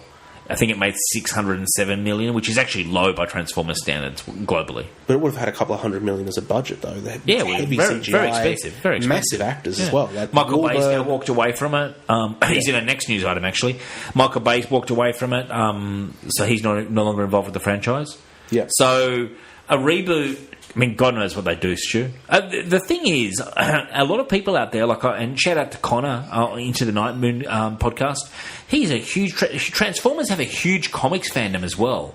There's a lot of IDW do the comics. Transformers are very popular in the comics, and a lot of people, I think, who would absolutely hate the movies, love the comics. So they've actually got quite a rich history, so perhaps they'll reboot it more in line with that kind of stuff. Maybe bring back some of more of the old school modelling. You could do various scenes to take it away from where it's got to. Michael Bay's part of the problem too. Yeah, I don't know. Like it did incredibly well when it was animated. I feel like it wouldn't be out of the question for them to go back to an animated film or animated series.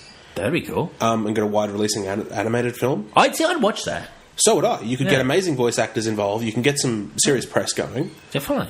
And that's where it was born, Yeah, exactly. I feel like that's a better fit. It's a shame because as a kid, Transformers was like everything to me.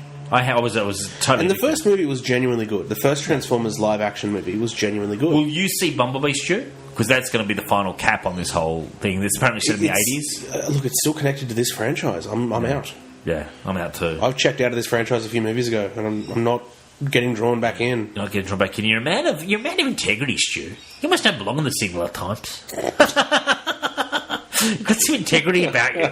Now, Stu, we've just mentioned Michael Bay. Now, Lobo remains in talks. He reportedly wants to take the project down from a $200 million budget to around $75 million for his Lobo movie. Now, Stu, I have grave doubts about the ability of Michael Bay to do anything like a Deadpool, as he doesn't have that kind of humour. And I don't think Lobo's that similar to Deadpool. I think he's more like a maxed-out Wolverine. But I still think there's some potential here in it being a success. Now, where are you, Stu? Because I think last week we were talking about it. He was connected very tangentially, but it appears that they're courting him very heavily for this role as director. Yeah, and the fact that he wants to take the budget down from 200 to 75 million, I felt that's almost a good move for him. He's had a very long run of big budget blockbusters, and critically, they've done poorly. Exactly. People have been saying it's just all about explosions and big CGI fights, and no one's really getting into the movie. For me, this feels like an exercise that Michael Bay is saying, give me a tiny budget, and that's smaller than Deadpool's. Yeah, 75 mil is a small million, budget. Yeah. I'll be surprised if it's that low, frankly. So will I. But it sounds like it's an exercise in filmmaking where he's gone, give me a 75 mil budget. Yep. And I'll make the best film I can with this money. Sure. It kind of forces him to think in a different way. And Lobo's a very actiony hero, but he's actiony in the sense of like Arnie is actiony. You don't need a huge budget to do Lobo action. Like, really. It's a kind of like, it's a throwback to like the 80s kind of like Rambo style, in a way. Almost. Well, yeah. I feel like Deadpool again was one of the first movies where in a long time we saw a small budget. They weren't putting it all towards special effects. And they were using it really cleverly. Yeah. Like they chose not to have characters that could easily fit in that story. Definitely. To save on money. And instead they wrote more well-rounded characters for those that were in there. Yeah, no, I thought Deadpool was fantastic, but the more I look at it, have you seen Pain and Gain, the Michael Bay movie? I quite enjoyed that one with Mark Wahlberg and The Rock. It's based on a true story. Yeah, I didn't mind it. I didn't mind it. I'm not saying it was great. I didn't mind it. It wasn't great. Have you seen 13 Hours? I've not seen that. That's apparently pretty good, about the Benghazi. No, I haven't. That would be the one that a lot of people would point to as like a reasonably good Michael Bay movie. Again, a smaller movie. I mean, Michael Bay has made some good movies. Yeah. No doubt he has made some brilliant movies. A lot of them in the 90s, though. Bad Boys, The Rock would probably be his two biggest ones. I mean, The Rock's fantastic. I love that movie. Yeah, it's great. But it's 95 or something. Yeah, but what I'm saying is he has the ability to make an incredible movie. Yeah. And that's the kind of budget he'd be using for those sort of... Well, that's why last week I was saying, out of all the nutty ideas that DC and Warner's come out with, and they are nutty, they are all over the shop, this one I actually think has some merit in terms of it being a hit. I think this actually could be a surprise. I think it's just that sometimes I think, Stu, you got to go a bit nutty and a bit outside the box. And Lobo, for me, he is just so random that it could be something. I just got a feeling. Look, this could be their Guardians, because Guardians was completely untested. Sure. No one had heard of Guardians of the Galaxy. Even comic book fans like me didn't know. And this was the second iteration of Guardians, so it's only just come out. Exactly, it's true. Yeah. Nobody... I'm not going to pretend like I knew all the members of Guardians were. James Gunn and Guardians of the Galaxy combining, we would have said exactly the same thing we're saying now. But James Gunn, in fairness to James Gunn, a very accomplished filmmaker. So is Michael Bay, though. Yes, he is. He is. But you know what Michael Bay lacks? He doesn't have a lot of humour. And I'm just... The more I think about Lobo, he is more like Wolverine than Deadpool. He does have humour, but it's kind of very macho guy humour. See, for me, if you've got a director that doesn't really get comedy, you need to have a strong writing staff. Sure. And you'd have actors with comedic chops.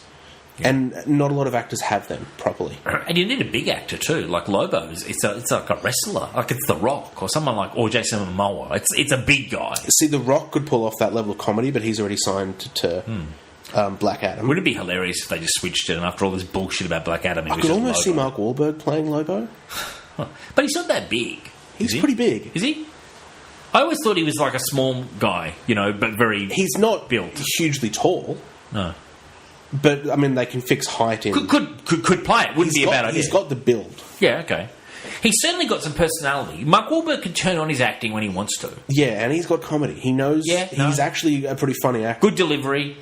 Very professional actor. Yeah. And a name. The other one would be someone like John Cena. Comedy's not proven. He was good in Trainwreck and he was funny in Trainwreck. He was, but not tested like Mark Wahlberg is tested. Not tested, but he's definitely got the physique down. Yeah. I don't know. It's a really tough pick. I mean, obviously Michael Bay's worked with Wahlberg quite a bit. Transformers. In a couple of Transformers movies. Yep. So they already know each other. That's a likely pick. What would you get if The Rock just said, "Yeah, I'll do it. I'm doing it. Forget about Black Adam." I'd be cool with that. I don't know. I don't know which character I actually like more. Well, because I'm not a huge Lobo fan. No, I'm not a huge one, but I do think there's potential. I think Shazam is probably a more likely success story. You reckon? See, I reckon Michael Bay Lobo has more. I actually think Shazam may be a huge Green Lantern flop. I really do. I think it could all be, but let's be honest, all of these could be Green Lantern flops. Yeah. DC's track record's not great at this stage. DC, yeah. Stu and I are trying to put a positive spin on what I feel is a fucking studio that has no idea. Yeah. The fact that they're going crazy, I think, is going to help them, if anything, because their expectations are so low that if they luck upon a hit... And they sound desperate to get him, too. And he's out of Paramount. He's obviously looking to rebuild his career in a slightly different phase. He wants to go a bit smaller. And who knows what small is for Michael Bay. Like, Michael Bay doesn't really do small, does he, Stu? Well, he hasn't for a long time. Yeah, you know. I don't know. For me, getting back to a small movie could be a good thing for Michael Bay. What about Cage? Bringing in Nick Cage? They're going crazy with their ideas. They don't need crazy in their acting. They need a stable actor? Yeah, I think that's a little too crazy even for DC right now. Yeah. I'm sure Nick Cage would say yes. Man, Nick Cage is crazy. Potentially maybe Stu an unknown, just a big guy who's unknown, you know, really, and who they think tests well. Like, there must be a lot of wrestlers out there who have the physique who could potentially do it. Because it is a very bravado role. It's like a show role, you know, like in wrestling. True, but you tend to go away from wrestlers. Sure. Very, very few wrestlers have actually made it over. Yeah. Most of them can't act at all. No, they're totally handy. They're just bodybuilders. Yeah. I imagine there's a lot of guys out there that have the right frame that could put on a lot of muscle. Sure. And you kind of look for acting chops first. What about that idiot who reckons he's playing Shazam? Whatever his name is, that fucking guy, that weed of a guy who thinks he's going to be Shazam. Yeah. I've got to hit the gym now and put on like 200 fucking pounds. Yeah, he's not going to put it. I mean, Zach Levi, he's tall. He's like 6'4" or something. But he's lean. He's not broad though. He doesn't have the shoulders. Yeah. Like if you look at old pictures of The Rock when he was like a teenager, 20-year-old. Yeah. His shoulders were huge. Yeah. And now you look at him, he's no taller. No. But those shoulders are just muscled up now, and he's just monstrous. As is his bank account, I'm sure. As is his bank account. Zach Levi, I don't think he's ever going to make that. No. Ever. Well, it's watch this space. I mean, this Lobo thing may go the way of Scorsese on like that on the Joker movie. You know what I mean? Like just fade into just like he's a producer. I mean, they don't need to make him huge. We've seen Marvel and DC change physically characters, and it's worked. Famously inverted Wolverine from short and runty to Hugh Jackman. You know exactly. And Hugh Jackman put on a lot of muscle, but. Sure. He was still way taller than Wolverine is. And a lot more good-looking than your classic Wolverine. Yeah, that's true as well. So, it works. And Lobo's not a character that's so well-known, people wouldn't get over it. Lobo was huge in the 90s for 5 minutes. Yeah. Like, he's not even big in the comics now. No, like, most people would go, who's this character? I'm not even a fan. I just know who he is. And they would attach that actor to Lobo and then think the comics were weird. Yeah. That's what's going to happen if Lobo comes out. No, it's watch this space for that one. Now, Stu, we've been talking about the Disney streaming details. I have some, and I did some research between shows. Now, Bob Iger announced this at a corporate meeting, Stu. Yeah. The existing Marvel shows to remain on Netflix, so your Punishers, your Jessica Jones, etc. For now, yeah, but that was confirmed a while ago. No, he confirmed that apparently they're staying on there. They're not moving to... There's more to this news, Stu. The existing Marvel shows to remain on Netflix won't go to the streaming service. No R-rated material on the streaming service. That will go to Hulu, which Disney has a controlling stake in. There are several... This was at a corporate conference. He was announcing to investors. Several Star Wars series, including one live action, are in development. For TV shows, the service will have a High School Musical, an animated Monsters, Inc. series, a Marvel live action title, like a new one, and a Star Wars live action title. Also, Stu, I don't think I put in the notes here, he announced that it will firstly be domestic and then go international, the streaming service, which I thought was interesting to us as Aussies. Yeah, it's annoying, but that's what's happening with all the Do you think you'll be able to get in through VPN and stuff? Yeah, you will. Well, good. There's more stuff here about how it's going to be a few Star Wars series, he said. But the funny thing was, Lucasfilm and all that were trying to catch up to his own comments to investors. So all the news sites were running, like Lucasfilm themselves hadn't even put a statement out about this, and they're having to catch up to Bob Iger's announcement to investors. And pretty funny stuff. So basically, Stu, I just want to get your comments on there. Are you happy with what you're hearing so far? I'm not surprised by what I'm hearing. The Marvel Netflix shows were always going to stay on Netflix at least until their contracts ran out. They had years left on that contract. Yeah. And they're not going to go to this streaming service. They are very likely to go to Hulu just because Disney own a controlling stake in it now. And they're slightly more adult thing. Well, assuming the deal with Fox goes through. Right. That's kind of underpinning this whole Hulu thing. Okay, haven't they already? Aren't they already involved with Hulu? I think Disney already have that stake in Hulu. They own a third of Hulu. Okay. Fox own another third. Oh, I see. So if the Fox deal goes through, they would then own Hulu. Were you on this call, Stu? On the conference call? You've obviously got all the details there. Good to see. Were you part of the Bob Iger conference call? They don't control any stakes in Netflix, though. Netflix was a... I need to buy some fucking Disney shares. Can there be some sort of global financial crisis where Disney dips for like one day and I can just buy in? Yeah, and then go back up. Bob Iger gets a cold and they just dip for one day, Dave buys in, they rise back up to like big astronomical levels. Even like 10 years ago, Stu, they were worth a fraction of what they're worth now. Like the Disney shares... Everything was worth a fraction of what they said 10 years ago. Oh, no, I know, but like... That's crazy. Yeah. So, look, it's going to take 5 or 6 years before anything happens. Really? That's the length of the contract for the Netflix shows. Oh, right, the Netflix shows, yeah. So we're not going to see Daredevil and Jessica Jones move anytime soon. Okay.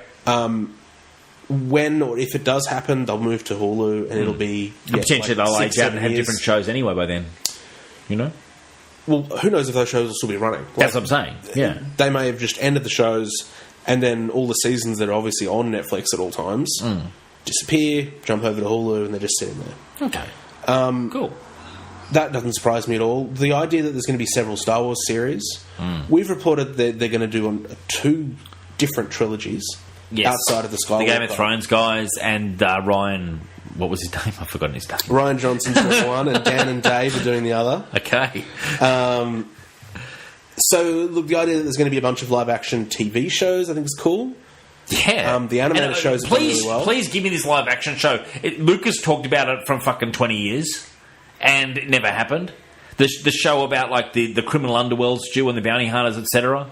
Yeah, it's very cool. Like, bring it on, Disney, finally.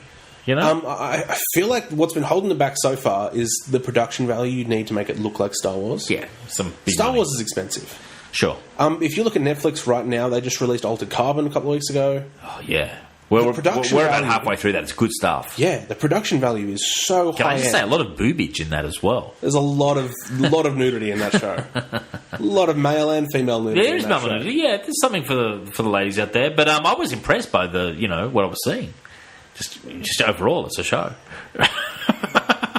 Just lost in Joel Kinnaman's abs, weren't you? Oh, yeah. Michelle and I spent a good half hour trying to work out where we knew him from, and then I said, Suicide Squad. Yeah, and she said, there's something else he was in as well before Suicide Squad. I forget now what it was, but there was. If you look at his IMDb, he's in Suicide Squad, which I said he was from, and she knew him from something else as well. Look at his IMDb. There's one other like decently big film that you'll know. I think just prior to Suicide Squad. Stu, watch this space. I really hope our VPNs get us in, Stu. I want to be involved from the ground up on this whole Disney thing, and bring it on. I mean, look, it's I've never loved Disney more. I've always loved Disney my whole life, but now I really love Disney, now that they're acquiring everything good in the world. Joel Kinnaman was RoboCop. Is that what you're thinking? Yes, Michelle said he was RoboCop. Yeah, she said that. Yeah. And I said, and that triggered me, and I said, I think he was Rick Flag in Suicide Squad. And we went to IMDb, and we were both right, Stu. That was a moment of victory for us because we spent half an hour speculating. I couldn't be bothered to get to my phone. It was like a good 2 seconds away from where I was. Okay, now Stu, more speculation. And how many fucking times do people speculate about this? That the Game of Thrones showrunners will be doing Knights of the Old Republic. This is a same old song. It feels like whenever anyone speculates about Star Wars, they say Knights of the Old Republic. It's probably the best known story that's not a Skywalker related one. Yeah. Well, I mean, I hope that finally someone will get this story right because they've predicted it with every single thing so far. They're going to be right eventually, Dave. Yeah, you just keep saying it. Law of averages. I stick to that theme as well. You keep saying it and just hopefully one day, it happens. The law of averages is going to happen eventually. Now, I'm very happy to announce the next topic. Stu, where were you on the Karate Kid? Where were you in 1985, Stu? Were you born? I was not alive. You weren't alive? No. I was alive. I wasn't close to being alive either. I was alive. And my sister and I were in the cinema and we were watching Karate Kid Part 1. And it was fantastic. And now, Stu, there was Karate Kid Part 2 that came out like 2 years later. It wasn't quite as good, but it was pretty good. Yep. There was the terrible new Karate Kid. Well, Karate Kid 3 came out and no one watched it. Then they did the next Karate Kid you're talking about with Hilary Swank. I watched them all, Stu, and I can only say that 1 and 2 were good. No, and then there was the new Karate Kid. Oh, the new Karate Kid with... Yeah, I didn't even watch that. God-awful one with Jackie Chan in it. That one, yeah, that was terrible. But now, Stu, Cobra Kai trailer is back with Johnny's life. Johnny from was the baddie in Karate Kid, the original, the blonde guy.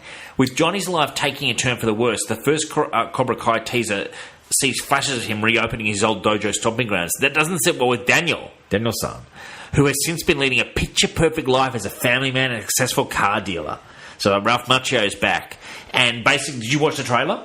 I did watch the trailer. It's pretty good. And then I was hoping this was a joke. I was really hoping this was a bad joke. It's not a joke. I've actually been on this story because this was announced a few months ago. Released, but it's getting released on YouTube Red. What is that? I don't even know what that is. It's the paid version of YouTube. So I have to pay for this? Of course you got to pay for everything, Dave. I thought it was on YouTube, so it was for free, and I was like, no, it's sweet. YouTube Red. It's a paid subscription on YouTube. Are you kidding me? And what another streaming service? Because I have the YouTube It's been around channel. for years, Dave. How have you not noticed this? I've never paid for... I've heard the term, but I've never actually paid for YouTube. I mean, it's got Ralph Macchio. It's Good. got Billy Zabka. Good. It's got it looks god awful. I'm going to be honest. That's harsh.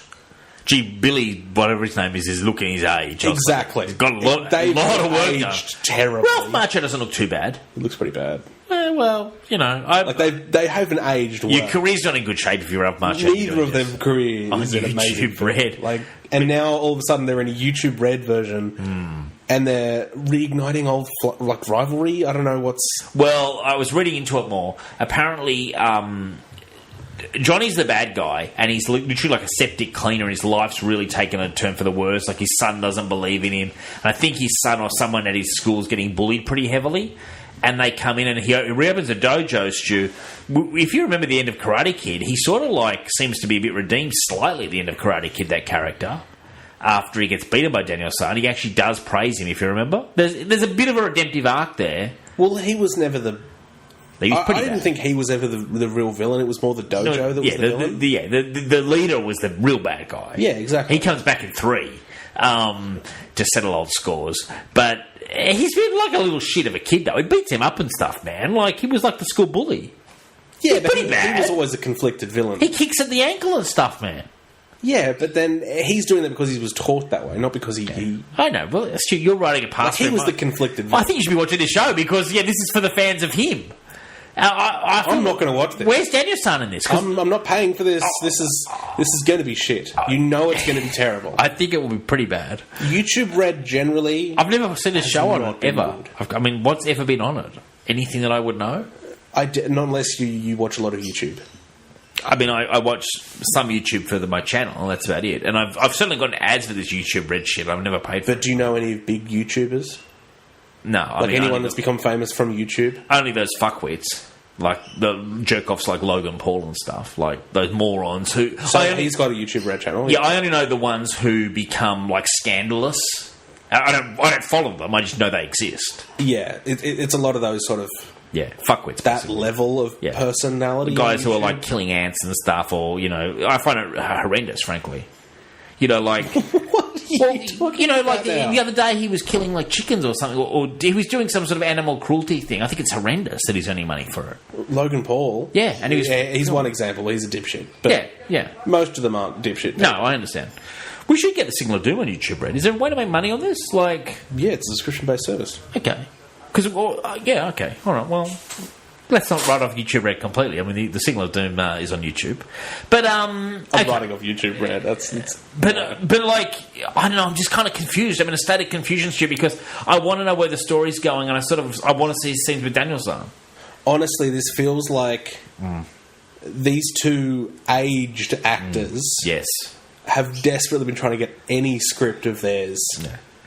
To get run, and they've gone down the ladder to YouTube Red. Yeah. They're trying to sell it to everyone, which is possibly the lowest paid subscription. It's one scene away from filming in here, basically, for the Signal. Yeah, like Ralph Macchio coming over here with a handy cam or something. Yeah, and it feels like they're just going to prey on those people that watched Karate Kid. I'm one of them, but one of them. I feel like they're trying to prey on you, Dave. They're trying to prey on me, and they know. But I'm also very cheap. You know what I'm saying? I don't like opening my wallet up, Stu. So I'm in this quandary. See, if it was just the blonde guy, I wouldn't be involved. But it's Daniel-san coming in. It's Macchio coming in, throwing his weight behind it. I do like that he's successful. Picture-perfect life. The way they say picture-perfect makes me think, is there something beneath the surface for Daniel-san? Picture-perfect life as a family man and successful car dealer. You can just feel the twist coming, can't you? I'm sorry, but is there such a thing as a successful car dealer? Well, Danielson. Like, those people are damaged, regardless. Yeah. But Danielson's not very damaged. He even says, we shouldn't be doing this. In the trailer, he goes, why are we even doing this or something? He even says. Why is he there if he's that healthy a person? Why show up to this dojo if he's enjoying his life? For another battle 40 years on? Exactly. Is he going to... Danielson, is he going to pull out the crane again? Oh. Do you remember in Karate Kid 2 he pulls out the crane and the Japanese guy fucking gets him in the leg and he's like, shit, the crane's not working.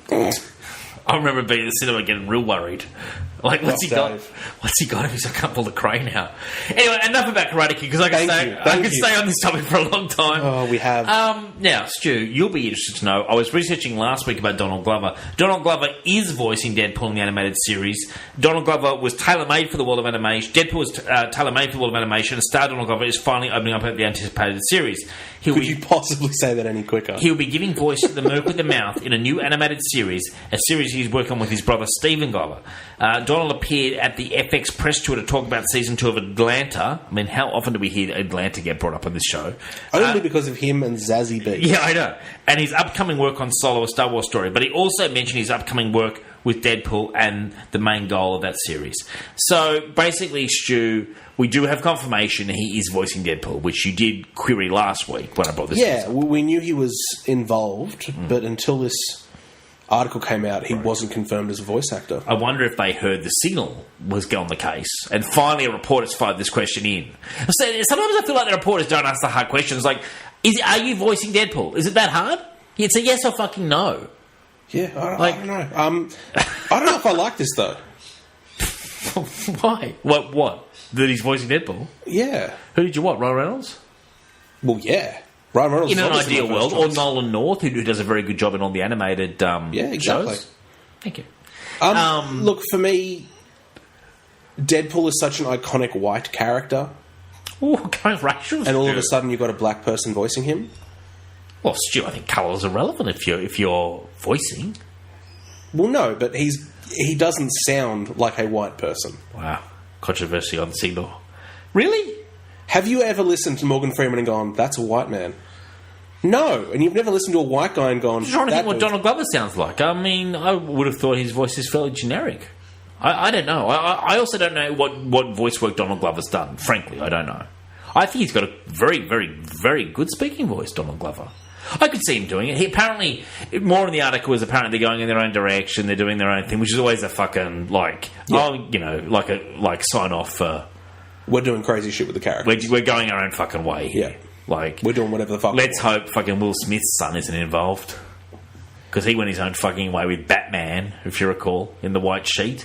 Yeah. From the Batman video. But, like, I can't think of a single black actor or voice actor... Sidney Poitier had a beautiful speaking voice.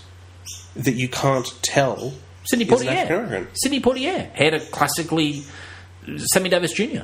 Like, they were trained to sound like white people. Yeah, but that was kind of going the complete opposite way, where they went so far into that. I mean, You Gotta Be Me almost sounds exactly like Sinatra. All I'm saying is a lot of them are classically trained. So I think a lot of time... None of them are classically trained now. Not like that. But is Donald Glover's voice... We'd have to listen to it, man. I don't think... I mean, it's an American voice, an American accent.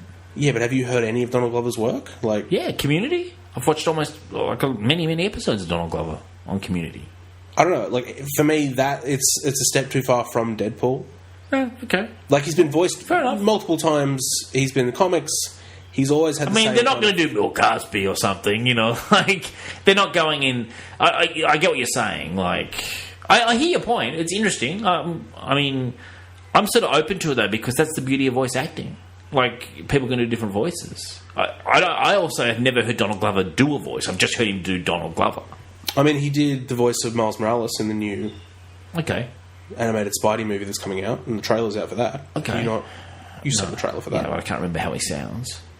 I mean, is Donald Glover... That's what I'm saying. I don't think Donald Glover sounds that black, if I can be honest. No, not that I care. Like, I don't know, man. I mean, I hear your point, though, because Deadpool's kind of... I get where you're coming from. You're saying Deadpool's kind of often a fairly nerdy, almost, very nasal inflection. Well, a lot of the comedy comes from him being incredibly white. Yeah. Okay. Like, that's just part of his shtick. Sure. But could he be playing? I mean, I'm just putting this out there. Could he not play a black Deadpool? Maybe. I mean, there's been. I don't know. I wouldn't particularly want to see it. Really? It's not something that I'd want to see. You're not really winning any race relations favours over here on a Black Panther episode. No, Stu. but What's let's be going honest. on? Would you want to see Black Deadpool if that came out tomorrow? I wouldn't mind if it was like I view it as like an alternate Black Deadpool. I don't care that much, to be honest. If it's being done by a black creative team, like for me, if the name was changed, different character, fine. But if they're saying this is just Deadpool, and all of a sudden he's changed race and he's changed. Sure. Like I don't particularly like it when they just randomly change one thing. Yeah, no, I hear you. They just, and famously, comics have done this at times. They've famously race changed. Like there was a Black Flash for a while, Black Wally West. You know, it does happen. Actually, that's an interesting point, though. Rarely, but it does happen. It does. Normally, they will change the name, the background, something. Yeah. Oh, it doesn't normally happen successfully, but I'm saying comics are famous for and we've had multiple characters where the name has gone over to a different character. Yeah, legacy characters kind of thing. Yeah. And that's fine, absolutely. If you want to have a Deadpool like that, no problem. Okay. But if they're saying this is Ryan Reynolds' Deadpool, the Canadian Ryan Reynolds... But there are black Canadians, Stuart. There are black Canadians, but this guy was the whitest Canadian you could get. Yeah, but I think they're going their own direction. I think that's what that was in the press article. They're going their own crazy direction, blah, blah, blah. Donald Glover really believes in this project, blah, blah, blah. That kind of stuff. So what I'm asking you is, I think it's actually, the more I think about it, and the fact that we're living in 2018, I think it's quite likely, and let's see if I'm right, that it will be a black Deadpool in this animated show. Because at some point he takes the mask off. Interesting. Possibly. We don't know who takes the mask off, but... Well, okay. Well, Stu, where's your bet? If you have to put a single bet down, is it Donald Glover playing a white Deadpool, or never revealed sort of thing? So it could be whatever. Or is it a black Deadpool? I don't think they're going to have just a black Deadpool. No? I think that's... it seems to be a random change that's going to cop some backlash. Sure. Just randomly changing character. And for what reason? Okay. You think Deadpool fans might not like it? Potential for that. I mean, look, Deadpool right now is massively popular. Sure. You look at the movie, the second movie's coming out. Enormous. Everybody now is aware of exactly who Deadpool is. I get you. And you're saying this could be a change too far at the wrong moment sort of thing. And at the perfect time for Deadpool. Yeah. Like, could you imagine 5 movies ago them changing out Hugh Jackman? No. As close to the perfect Wolverine. All of a sudden, if they'd made that character black... But, that said, I would say there's probably been plenty of actors of colour who've played roles that would be considered white in the history of voice acting. Oh, yeah, but that's not to do with this, though. Changing the origin of a character for no apparent reason to fit a voice actor who is running a project, I don't think it's a good change. Okay, I hear your point. Because like, if it wasn't let's say Donald they go to Days of Future Past, they've got the perfect Wolverine. Sure. He's still in his fighting form. They've still got options. Yeah. And all of a sudden they change Logan to a black character. No other explanation. They move in the ahead. films or in Yeah, in the films. Would you not be going, well, why? No, I think it was a little silly. Why? That doesn't make any sense. Look, I'm sort of on the fence about this issue. The second they say it's X-23, it's a different character that has the Wolverine, you go, totally cool with it, no problems. I prefer... Yeah, I agree with you. When they fuck with characters that you enjoy and you like... character... Yeah, exactly. For this kind of thing. When they screw around with characters that you like, you're going to have problems. Yeah. And the greater audience, too, probably more than me as well. You know what I mean? Like, the greater... I often think beyond myself. Because I sometimes don't react to things. And then the audience does. So the audience reaction does matter. So I'm sure Marvel will look at that. And that's interesting, Stu. I don't know. Deadpool's such a big property right now. He's so huge right now. It would seem really stupid to just change him for no reason. Well, if you want to give the Deadpool as a new title, as... Would you have the guts to start asking on the red carpet to Donald Glover? Would you go, is Deadpool going to be black? Would you have the guts to do it if you're on the red carpet? I don't think that's an appropriate place to ask the question. I'd be happy to ask the question, but not sort of yelling it out in front of 1,000 people. I think that's a pretty stupid place to do it. Okay, I'm just. But if I don't know what your access is like. If it was an interview kind of one-on-one. Have you seen that interview one-on-one with Robert Downey Jr. where the interviewer, this Indian guy or British Indian guy, brings up Downey Jr.'s past and Downey Jr. just goes, enough already. This is getting too Barbara Waters in here, and just stops the interview. He starts trying to go into the drugs, and he's asking sort of unfocused questions. Yeah, it's really poor taste. They're not even well constructed questions. It's kind of, let's talk about your drug use. I mean, he doesn't really have a question. It's just it's nothing relevant to what he's doing. I'm here to promote Avengers 2. See, I think if the question is relevant and it's something that's currently happening, sure, then there's precedent for it. You're kind of acceptable if you can do it well enough. Like Tony, we imagine they'd done the alcohol story. Yeah, exactly. You know. Did you take any... I don't know, anything from your past to make this character stand out relevant. With the demon in a bottle? As opposed to just looking at addiction, does that have any reference? You're Robert Downey Jr., you were once addicted to drugs in the 90s. Let's talk about it. And he's like, let's not talk about it. Yeah, but if the story about Iron Man being addicted to a substance came up, you could kind of say, was there a story that Disney are very careful to navigate and make sure it never happens? Yeah, pretty much. They're like, demon in a bottle? No, there was no demon in that bottle. It was soda water. Just really like soda water. Just a lot of apple juice. Okay, Stu, we've got some more controversial news. It seems like a very controversial issue at the Signal, doesn't it? Like the Signal, would you say is red today? Like we're beaming out to red skies with a red light. Maybe we should change it to maybe even like please don't say yellow Signal light? Red. We're getting too close to YouTube Red right now. Zack Snyder, Stu, was reportedly fired from Warner's. This is interesting, Stu. A reporter in the entertainment industry was retiring and said he couldn't report it like this a year ago, where they kind of had the story more about his daughter sadly passed away. And this guy was like, but now I'm heading into don't give a fuck mode, and said he was fired, I couldn't report on it now, but I'm leaving the industry, so I'm just telling you like it is, and he was fired from Warner's. I've got to say this feels like it's in poor taste. Like... I also think, like, who cares, really? Like, we all know that Zack Snyder is now very distantly removed from this whole thing. Yeah, I agree. It doesn't surprise me that he was fired.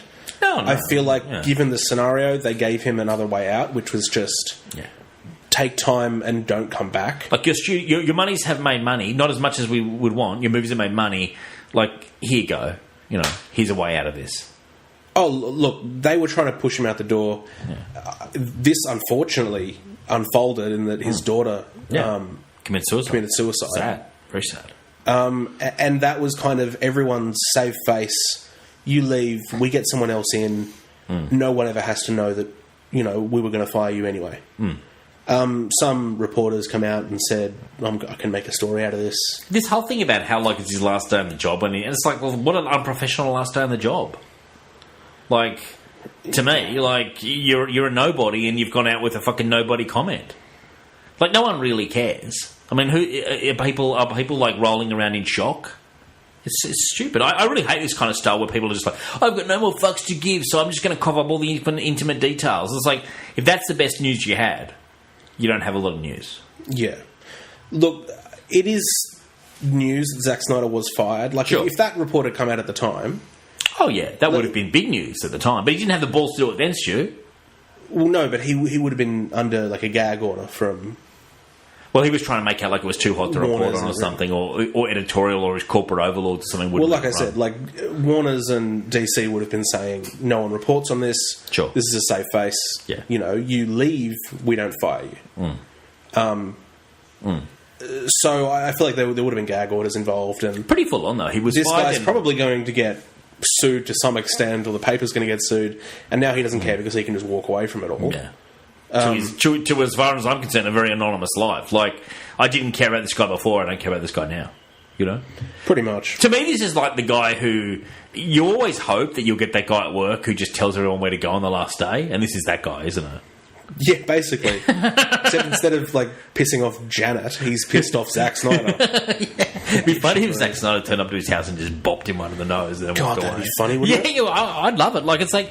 Also, can I add this, Stu? Like, a year ago, his daughter passed away. So it's not like all wounds of... I'm sure he's still reeling from that, the family, Like, have some thought to the human being. Like, we can say what we like about Zack Snyder movies, but have some thought to the human being and his family who have endured a huge loss. And that won't have healed in a year, Yeah.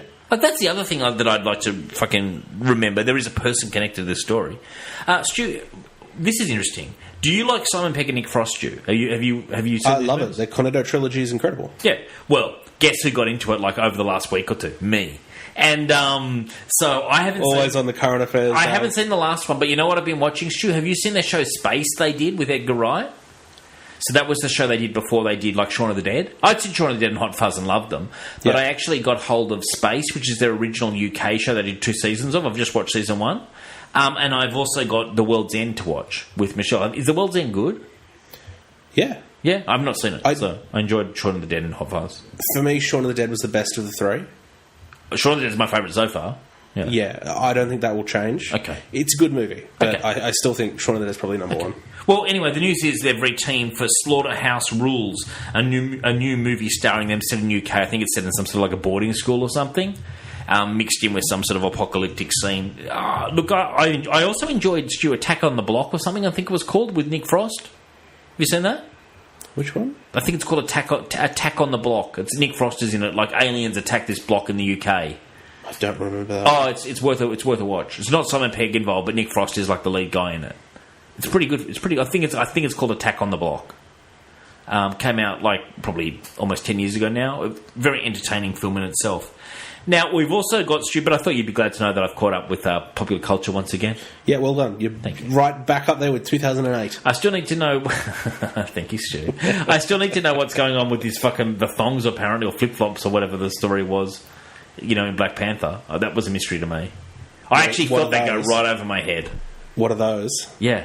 Yeah, Vine, which is now a dead thing. Yeah, that came and went, and Dave... none the wiser. No, totally none the wiser. Yeah. I thought Vine was like a sort of video thing. Yeah, it was a really short video platform. Yeah. Is that what it was? Yeah, but there was like a kind of like a meme. Oh, okay. Where everyone was doing what are those lines. I only vaguely know about the video thing too. Yeah. Video is like a moving picture. Stu's quite the comedian today. He's coming hot to trot. Now, Stu, we've got some more details on the DC streaming service. Oh, wow, the 2 shows. The Titans on the streaming service is going to have Doom Patrol. Jeff Johns released an image of a script which had Doom Patrol as the head title. We were already discussing Grant Morrison's Doom Patrol on the show. Are you excited for this, Stu? Like, I'm sort of excited for the show Titans. I like a live-action Titan show. I'm not going to pay DC to get exclusive. Like, I'll get my hands on it, but I'm not going to pay an exclusive fucking streaming service for 2 shows. I think that's ridiculous, frankly. Yeah, it's not going to happen for me either.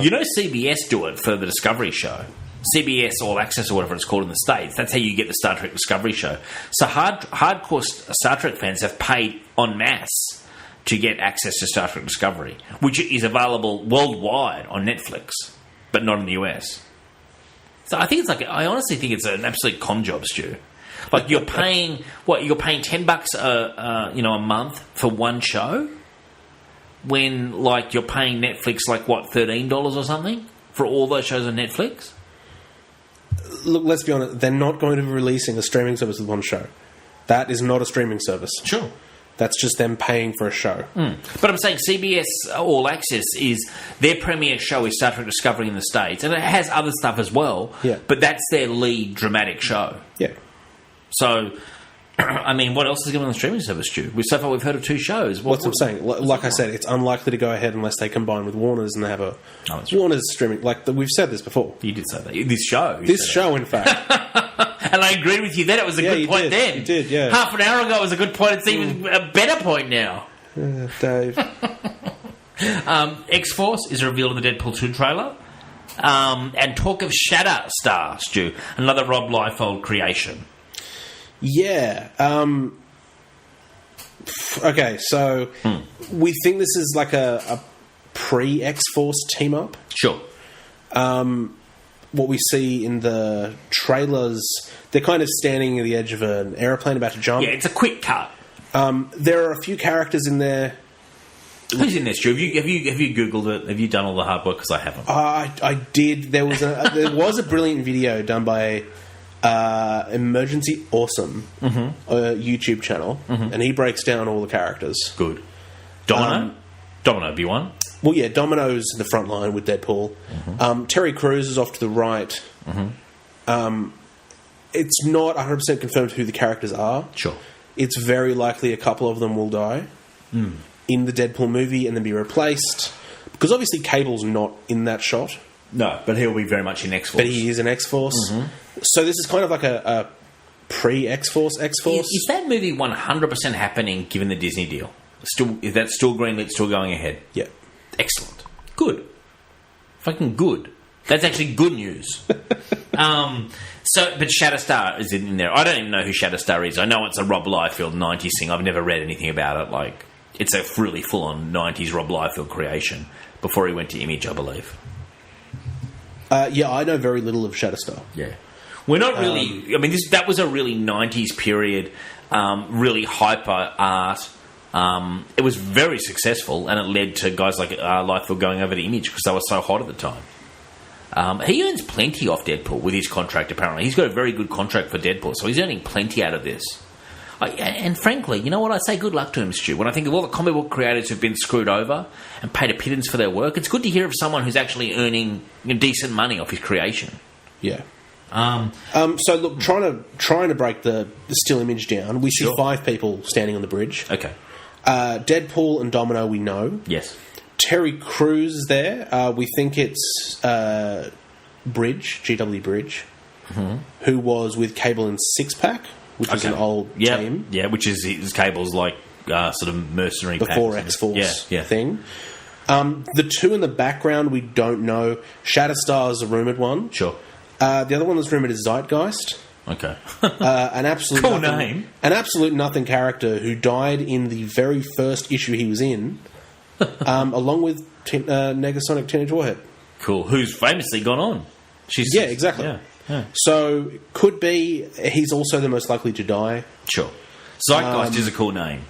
Yeah, the other one that's rumoured is Chamber, another bit of a nothing character. I like the way they're getting... You can tell they're getting kind of like Chamber. He's got a lot of guns. You can just hear the brain ticking over for the naming. Yeah, Phantom X is also one that's come around. Phantom X is a cool character. Yeah, used by Grant Morrison a lot. Yeah. Pretty bizarre character, actually. He's in the Uncanny Very X-Force bizarre. run. And his power set is very, very similar to Zeitgeist. Okay. So it would make a lot of sense that one of them dies. Phantom X in Grant Morrison's run and Rick Remender's Uncanny X-Force is a very intriguing character. I have no idea what he's like outside of that. That's the only places I've read him. Yeah. Fascinating character when done very well in those 2 runs. I think he's sort of like infiltration master from memory. And I think he's got some sort of mind control or something like that. He's a fairly bizarre character. Yeah, so I don't know. It would make sense that 1 or 2 of these guys dies. Cable comes into the team. We maybe see 1 or 2 other new people come on. Yeah, to form like a decent sized. Dude, I'm so fucking down for this. Like, what I like is it sounds like Deadpool 2. They'll definitely play the comedy more. X-Force, they can dial the comedy down a little bit and make it more darker and have Deadpool in it sort of as a bit of comic relief, but in a darker sort of war picture. Do you know what I mean? Like, you can have a slightly different flavour in an X-Force movie. Yeah, exactly. Yeah, with Josh Brolin running lead. It's pretty damn cool, dude. Wouldn't it be cool, Stu? This is my. You know how we have hopes and fucking dreams for a nation, and I'm famously an extremely empty person who doesn't have many. But this is my dream, Stu. That Disney bring over the Deadpool and X-Force franchise and just wheel that into the normal universe, because I think you could do it. I think it's tangential enough that you can get away with it. What do you think, Stu? Can my dream become reality? Can they pick up the Deadpool universe that Ryan Reynolds is creating with Josh Brolin and bring that over to Disney even after this Fox deal and then continue making the movies is what I'm talking about? I mean, potentially, I feel it's unlikely, very unlikely. Where's Bob Iger? I want to give him a call. I've got some ideas. We've got a lot of ideas for Bob. Yeah, I know. But let's dial in, Bob. Let's dial in, okay? Let's stop talking about live-action Star Wars for a second. Let's spend 5 seconds on what we're doing with Deadpool. But why not, Stu, if they're making so much money? We all know that the mouse loves money. If they're making so much money and the properties aren't in decline, then why not just segue them over? Yeah, I don't know. I don't know what the deal involves. It may be a case if they need to pay a lot of money to Fox because Fox created that role and those characters. But they will own it. Yeah, but I don't know whether they get... Like, they own everything back in time as well. Like, I don't understand the complexities of the deal. Well, from the sounds of the deal, they are literally buying Fox, so they will own it. No, they're buying those portions. Some portion of Fox. Those portions they will own. Fox is still going to exist as a separate entity. Yeah. And whether or not you would need to pay royalties to Fox for creating something or not, I don't know. It's creative rights as opposed to content. I think I do know. And, no, did you hear me? I think I know. I think I do know. Okay. What I'm saying is I think that they, unlike with Sony, where they're licensing it back for the Spider-Man Homecoming movies, I believe they will actually acquire those properties, own them, and then anything they will earn from it will go to Disney. So I think it's possible. I think the biggest, for me, the hurdle will be the ratings.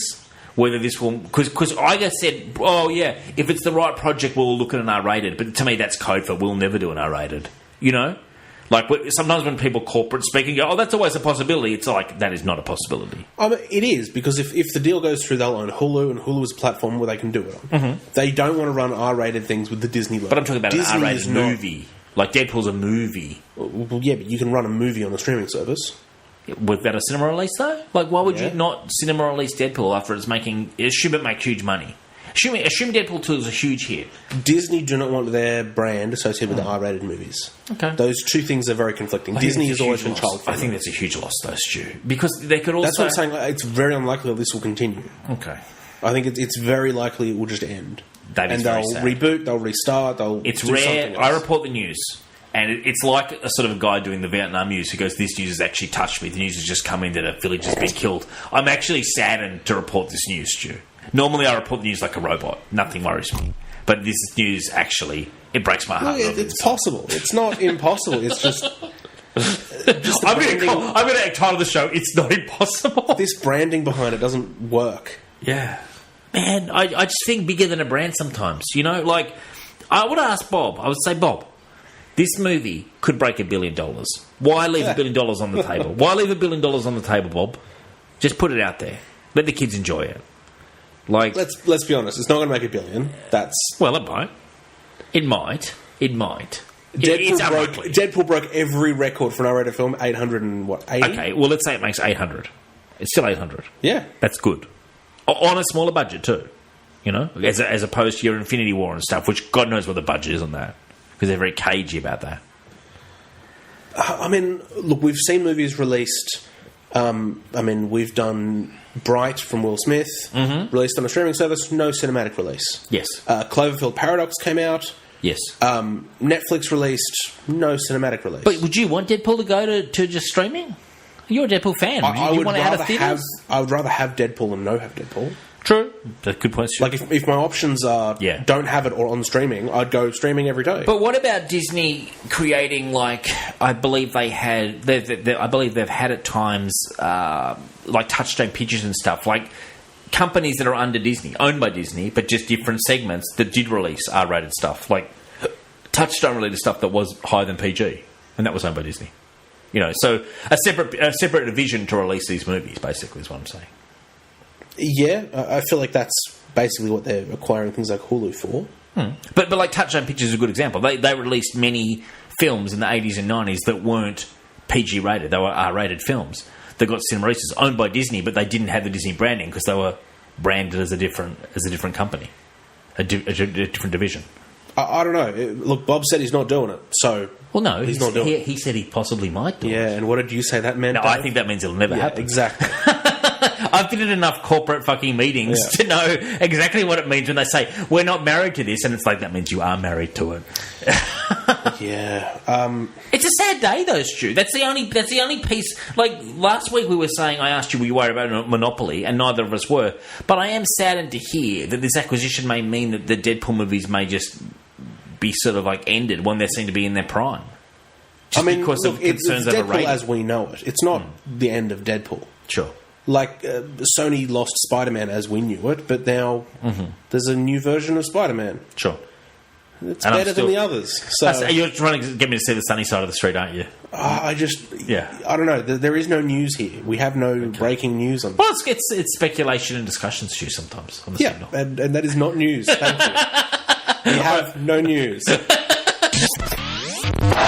Okay, Stu, now this piece of news I've got is actual news, and it leaked today, and I'm reporting as it came hot to the signal this afternoon. Now, Stu, have you heard this? What? Sarcasm doesn't work when they can't see your face, Dave. No, this is not sarcasm.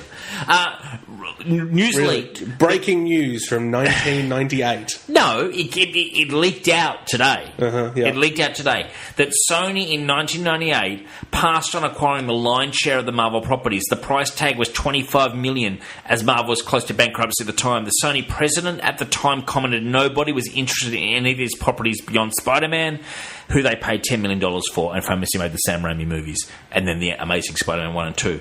Now, Stu, where are you on this? Do you think that looking back at it, there is just a huge case of just absolute, I guess you call it non-buyer's remorse, Stu, on the behalf of Sony, who then famously look across the road and see Marvel Studios succeed with Iron Man and then the shared universe?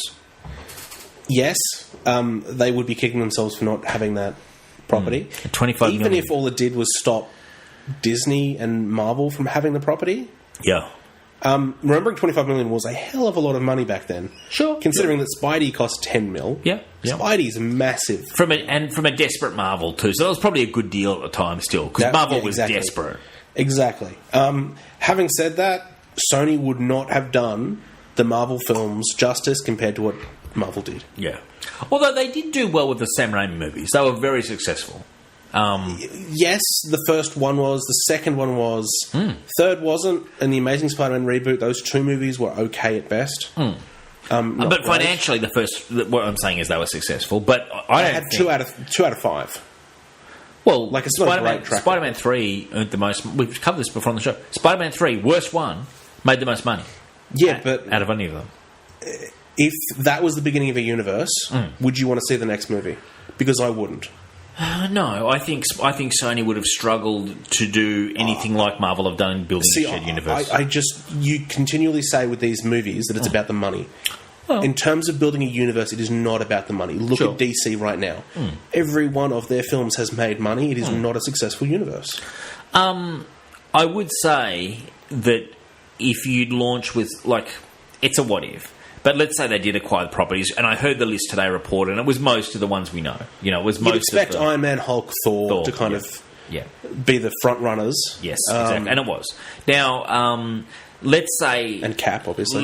Let's say that they acquired all those, and let's say that Spider-Man 1 came out. And Spider-Man 1, when it came out, was loved. You know what I mean? Sam Raimi had a lot... Sam Raimi's a very good director, by the way, and he had a lot of love on 1 and 2. I mean, nothing's to say that they couldn't have tried with an Iron Man, but would they have? You know, like, would they have had the... Like, Spider-Man, they were very confident in that property. And Spider-Man 1 is famously... It's very, very close to the comic books. It's very faithful. It's a very good movie, but would they have had the confidence to do what Marvel have done? See, I think Marvel have shown a lot of confidence. First off, they wouldn't have done Iron Man straight up. No. They would have stuck with something that they felt more confident with. Captain America is probably the easiest home run. Would they have done a period piece? Maybe. I don't know what they would have...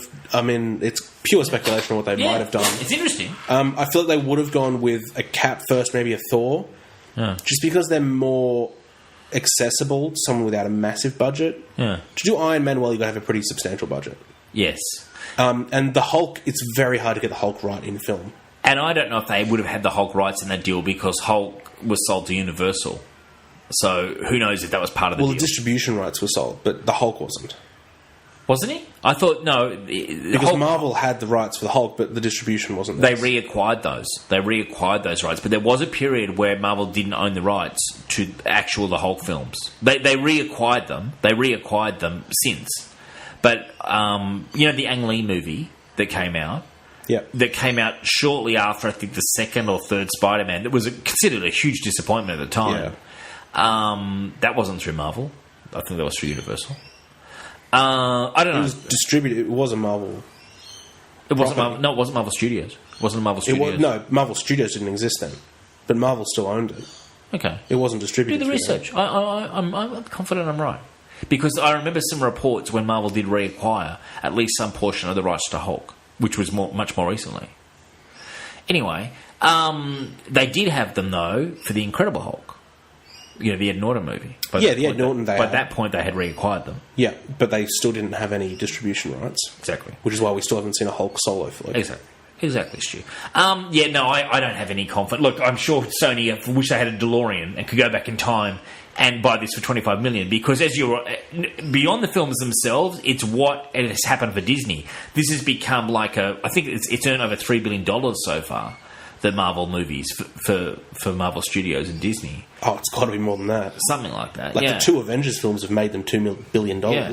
So just the sheer effect. Look, there's a few things that you've got to consider. The first is that even though Sony had a successful Spider-Man movie, they were nowhere near considering putting a universe together, even if they had the other characters. I remember at the time wishing that they would, though. I remember at the time thinking, man, it would be so cool. Because I really dug those. Those first 2 Spider-Man movies are pretty good. Yeah.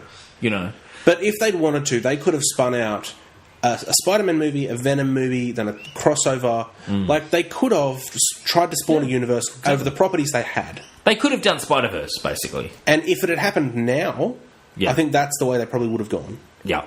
If you own Spider-Man right now, you would be doing a Spider-Verse and have Spider-Gwen. Which is what they're doing now. Yeah. And you'd have Spider-Gwen, you'd have Venom, you'd have a bunch of different movies. Yeah. That wasn't part of the filmmaking process back then. Marvel was way out when it went, let's link all of these movies together. Exactly. And let's remember that Marvel was so clever. They took a risk with their own money. It was a massive risk. And they went with Iron Man first. A standalone Iron Man that at the end had the tag of the Avengers that blew people's minds. Yeah. It wasn't like all movie Iron Man was going, where's Cap? You know, nothing was said about it. And then at the end there was that tag. And I reckon it was one of the best stings of all time. And it came straight out of comics. It is straight out of comics to do that. And it was so successful. And they ended up making a great movie. But you're right, I mean, I don't know. Sony had made plenty of good movies in their time, but I don't think they had the vision to do this. There were so many things that Marvel did that was so far out of the norm. Creating a universe was the biggest one. No one was creating universes. Yeah. The fact they started with someone like Iron Man, which was also a weird choice to start with. And picked RDJ, you know.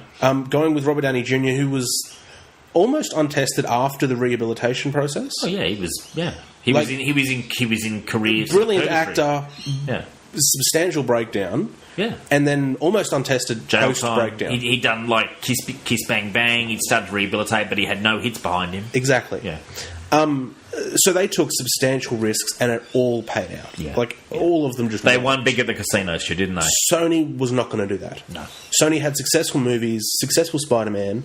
There was no need for them to risk anything. Sam Raimi famously left because they wouldn't do Spider-Man 4 just with the Vulture. That's why Sam Raimi left. He was going to stay and do Spider-Man 4.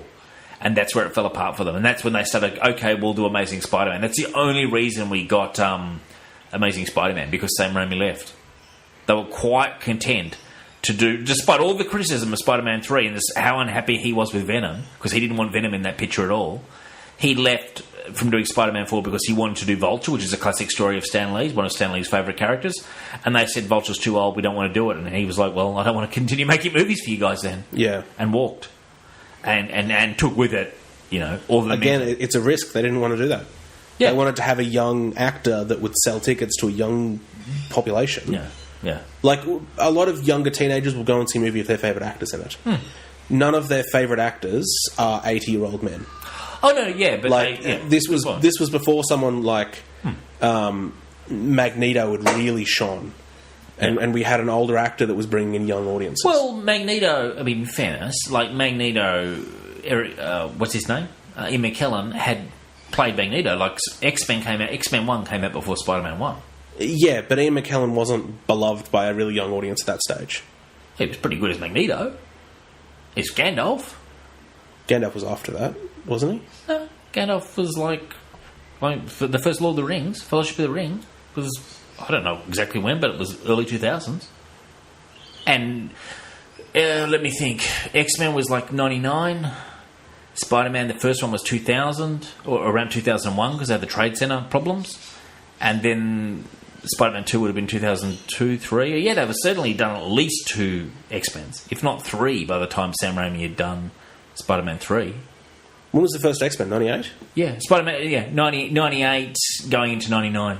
Yeah, and then Spider-Man came out after that. So X-Men Blade was first, followed by X-Men, followed closely by Spider-Man 1, which, you know, X-Men made money and Spider-Man 1 made serious money, and people started taking notice. And we're like, oh, these superhero movies are really doing serious numbers. Anyway, the point of the story is, look, I'm not saying I was dying for Vulture. I'm just saying that's the reason he left. It's interesting.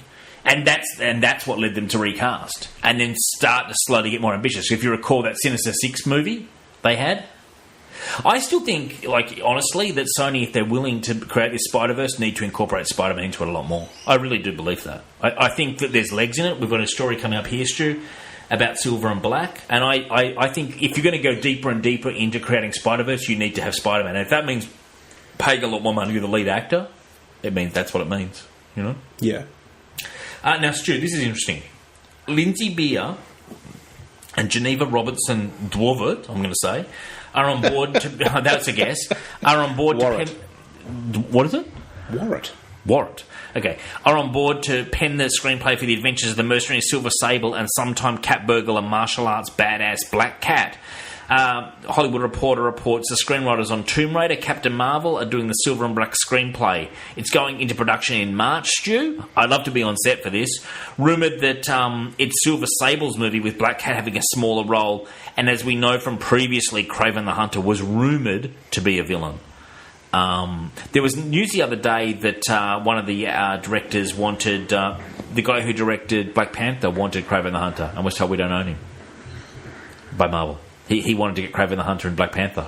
And Marvel. See, that's a really good fit. Yeah, I think it was a cool idea. Like, to have a hunter like Kraven going into Wakanda and hunting like this giant rhino or something, that'd be a really cool one. That's what he thought too, and was unfortunately told by Marvel that's unfortunately owned by Sony. Owned by Sony. Now, Stu, what do you think about this? Because Tomb Raider, did you see the trailer for it during the Black Panther movie? It was in my screening. No, it wasn't in mine. Okay, it was in mine, and so they've got a lot of heat on the moment because they've got Tomb Raider and they've got Captain Marvel. I mean, Tomb Raider's got Alicia Vikander, who's incredible actress leading that, and then Captain Marvel's obviously Brie Larson, and everyone's looking forward to that one. And there's a lot of heat on them as screenwriters, and now they're attached to Silver and Black. Where are you on Silver and Black, Stu? Are you going to come with me on opening day?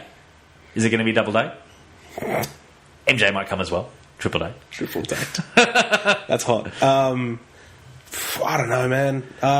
Look, there's no actors attached. How are they starting production in March if there's no actors attached? Do we even have a director? Like, is this March this year? We do have a director.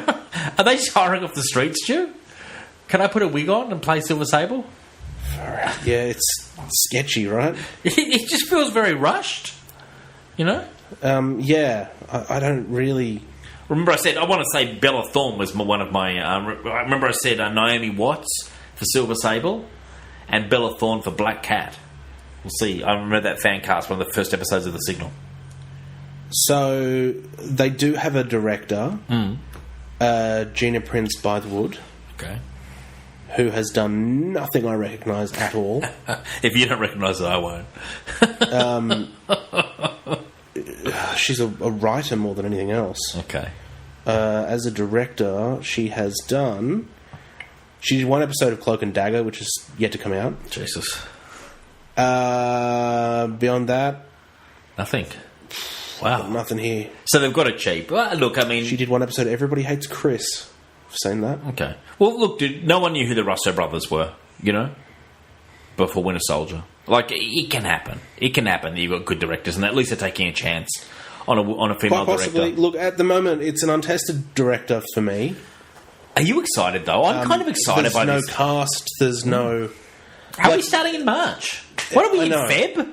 We're in Feb. Are you sure? Is March next year? No, I'm not sure as well. No. So I'm not at all sure. Where are you getting this info from, Dave? I get my info from a lot of different sources, dude, to be honest. And sometimes, you know, it gets garbled in my brain, man, to be honest. There's a lot of information. Look, I mean, March fits in terms of it's due out in Feb next year. It fits my story. Yeah, no, well, there you go. That's it's meant to be released in 12 months. This news came on top of some other news saying it was a very rushed release and stuff, none of which is normally good, Stu. No. If you attach screenwriters to something like 2 weeks ago and you've got to go into production in 5 weeks, that's not normally a good sign for a movie.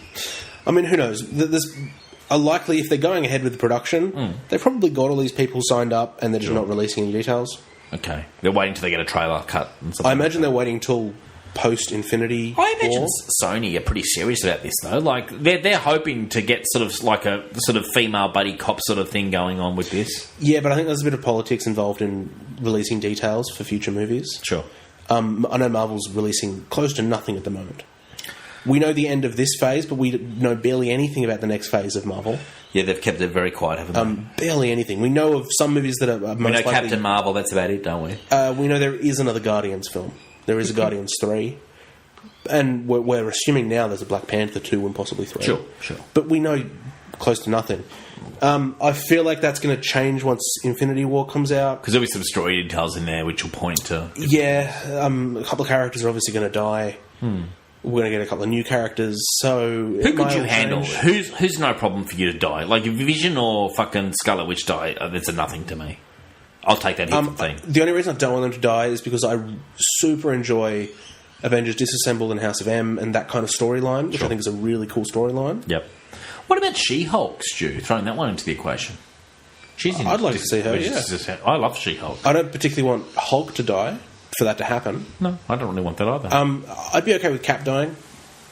That's a big one. Could you take it? Jeez, that's going to be a hard hit for me. Yeah, but I think Jeremy Renner could take over the role as Cap for a small period of time. Jeremy Renner?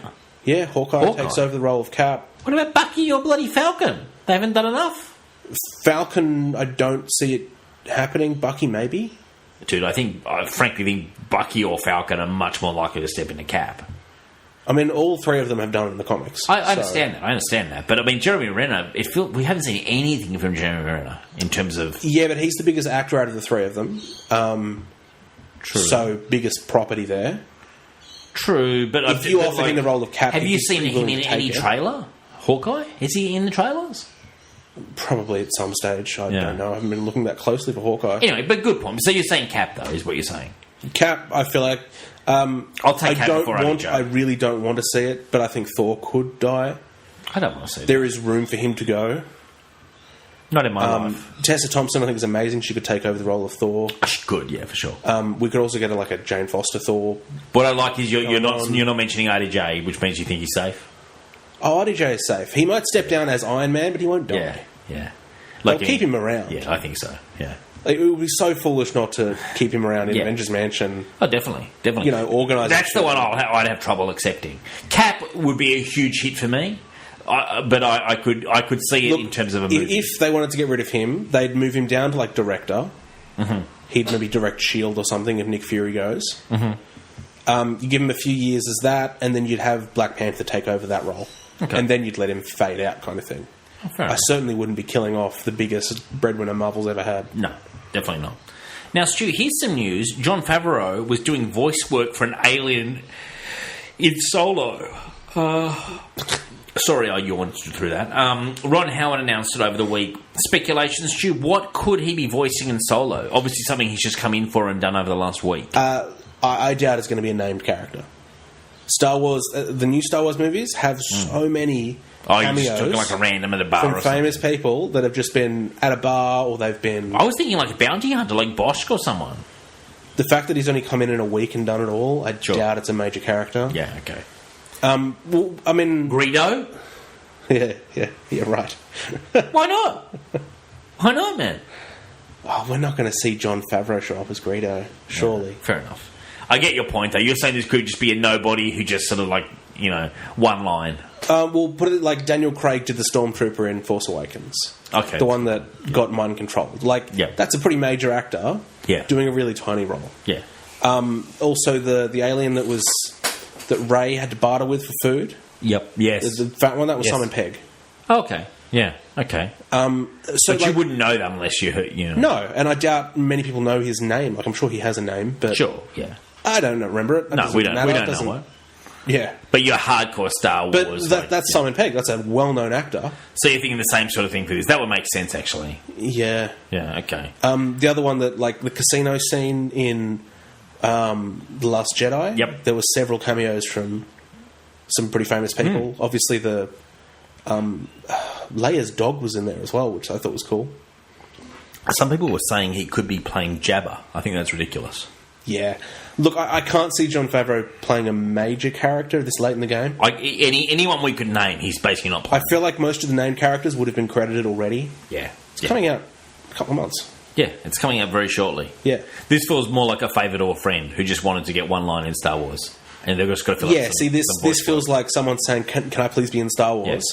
Yeah. and they've gone, sure, you can stand here, wear this costume. I think he's shooting. I'm not sure if it's another Jungle Book or something. He's at Disney like shooting stuff, another movie at the moment. He's a busy man, Jon Favreau. Yeah, so very successful man. It's good to see a career like his. It's really blossomed. But don't forget, he's the guy who directed Iron Man, the original. You know, and he was in it. Excellent director.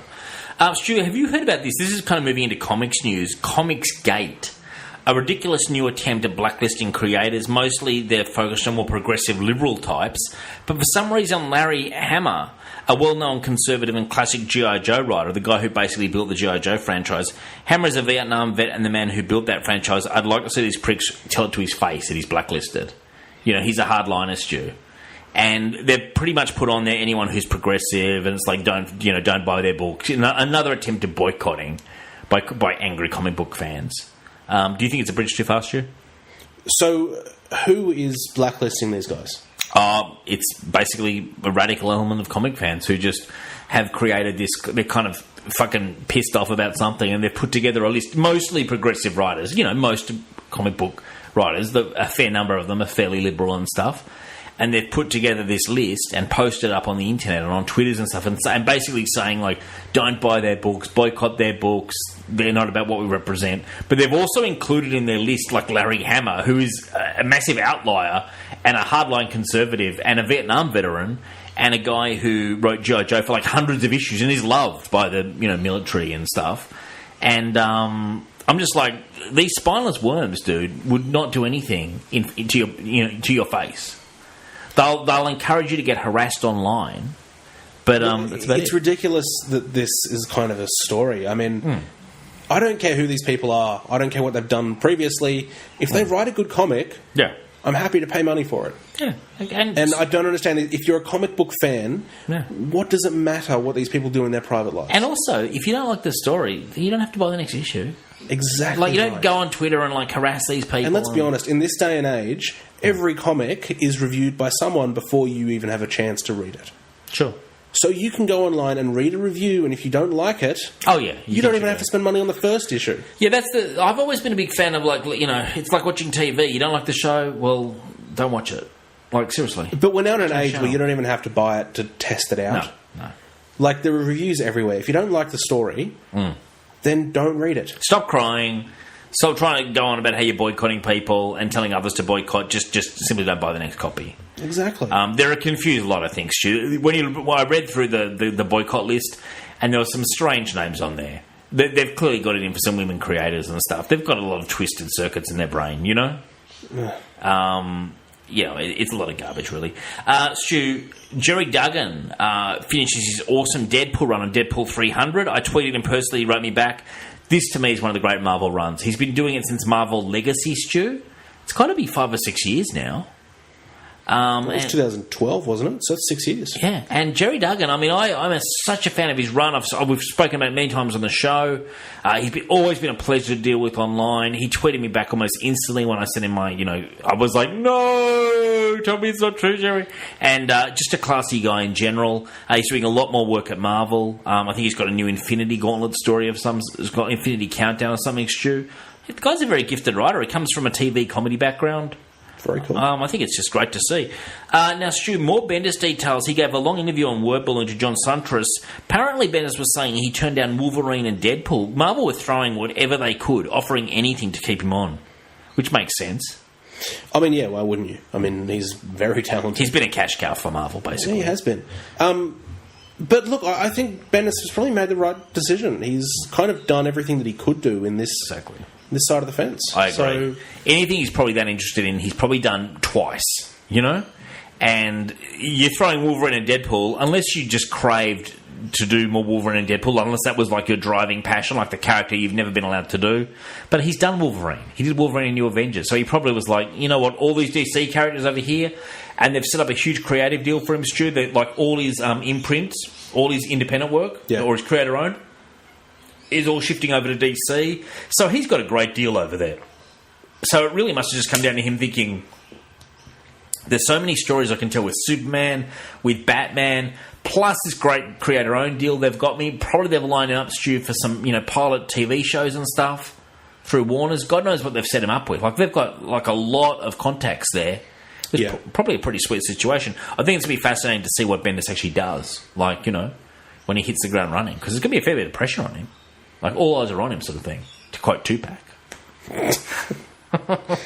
Yeah, look, there's obviously going to be pressure on him. Anyone that's making a move this big, there's going to be pressure on him. But, look, he's more than capable of handling that level of... Yeah. He's a workhorse. Discerning readers. He's a workhorse too. Yeah. You know, he's never been a guy who's struggled to hit deadlines. I mean, he's written multiple titles for many months, for as long as just about anybody, really. He's up there with Chuck Dixon in terms of how he can write like 5 to 8 titles per month consistently, Stu. Very rare in terms of comic book writers, you know? Yeah, absolutely. And to do it year after year after year after year. Stu, this is interesting. Robert Kirkman broke the news that Walking Dead 175 outsold every Marvel comic in January. That was surprising to me. And he kind of did the humble brag. He was like, I'm not meaning to brag, but it's like, well, look. And he cast a thing in there where he said, and I'm really just saying this because when I left, they told me I would amount to nothing. Like, that I'd be coming back to them in 6 months. And he went on to create Walking Dead and Invincible. And it didn't hurt that Walking Dead got picked up for a massive hit show. So, I mean, what do you think this says, Stu, about the industry right now? I actually think it says... You know what? It means that he's got a huge hit on his hands and comics just don't sell as well anymore. It means that both those things. Yeah. Marvel was kind of struggling a bit in January, though. Mm-hmm. Picked up right at the very end. Like, the story started picking up. Yep. But that won't be reflected in the sales immediately. It obviously takes time to build up some buzz. So you're kind of hitting Marvel at one of its lowest places it's been in a while. Because if you remember, like... November, December, we were struggling to find a good Marvel title. We're consciously trying to get more into the current Marvel. But there's a lot of shit you have to, like... There is, and I feel like it is on the upswing now. I'd agree, yeah. But that's not going to be reflected in sales for a couple of months, I doubt. And they had a couple of events that weren't huge hits, you know? Like, and before people bother writing in, I'm talking in perception as well. Like, Secret Empire was on the nose, and Civil War 2 was on the nose before that. It's half the reason Bendis has probably left. Yeah. Because he's like, you know what, these events aren't really capturing the public's imagination anymore. So you're saying it's kind of at a low point and Kirk was just coming in the 175. But 175 is not a particularly iconic number. It's not like it's 200 or something. No, it was a new story arc. It was part 1 of 6 of like a new story arc. So it had a little number 1 written on the cover, which And the show's still going? The show's still going? The show is still massive.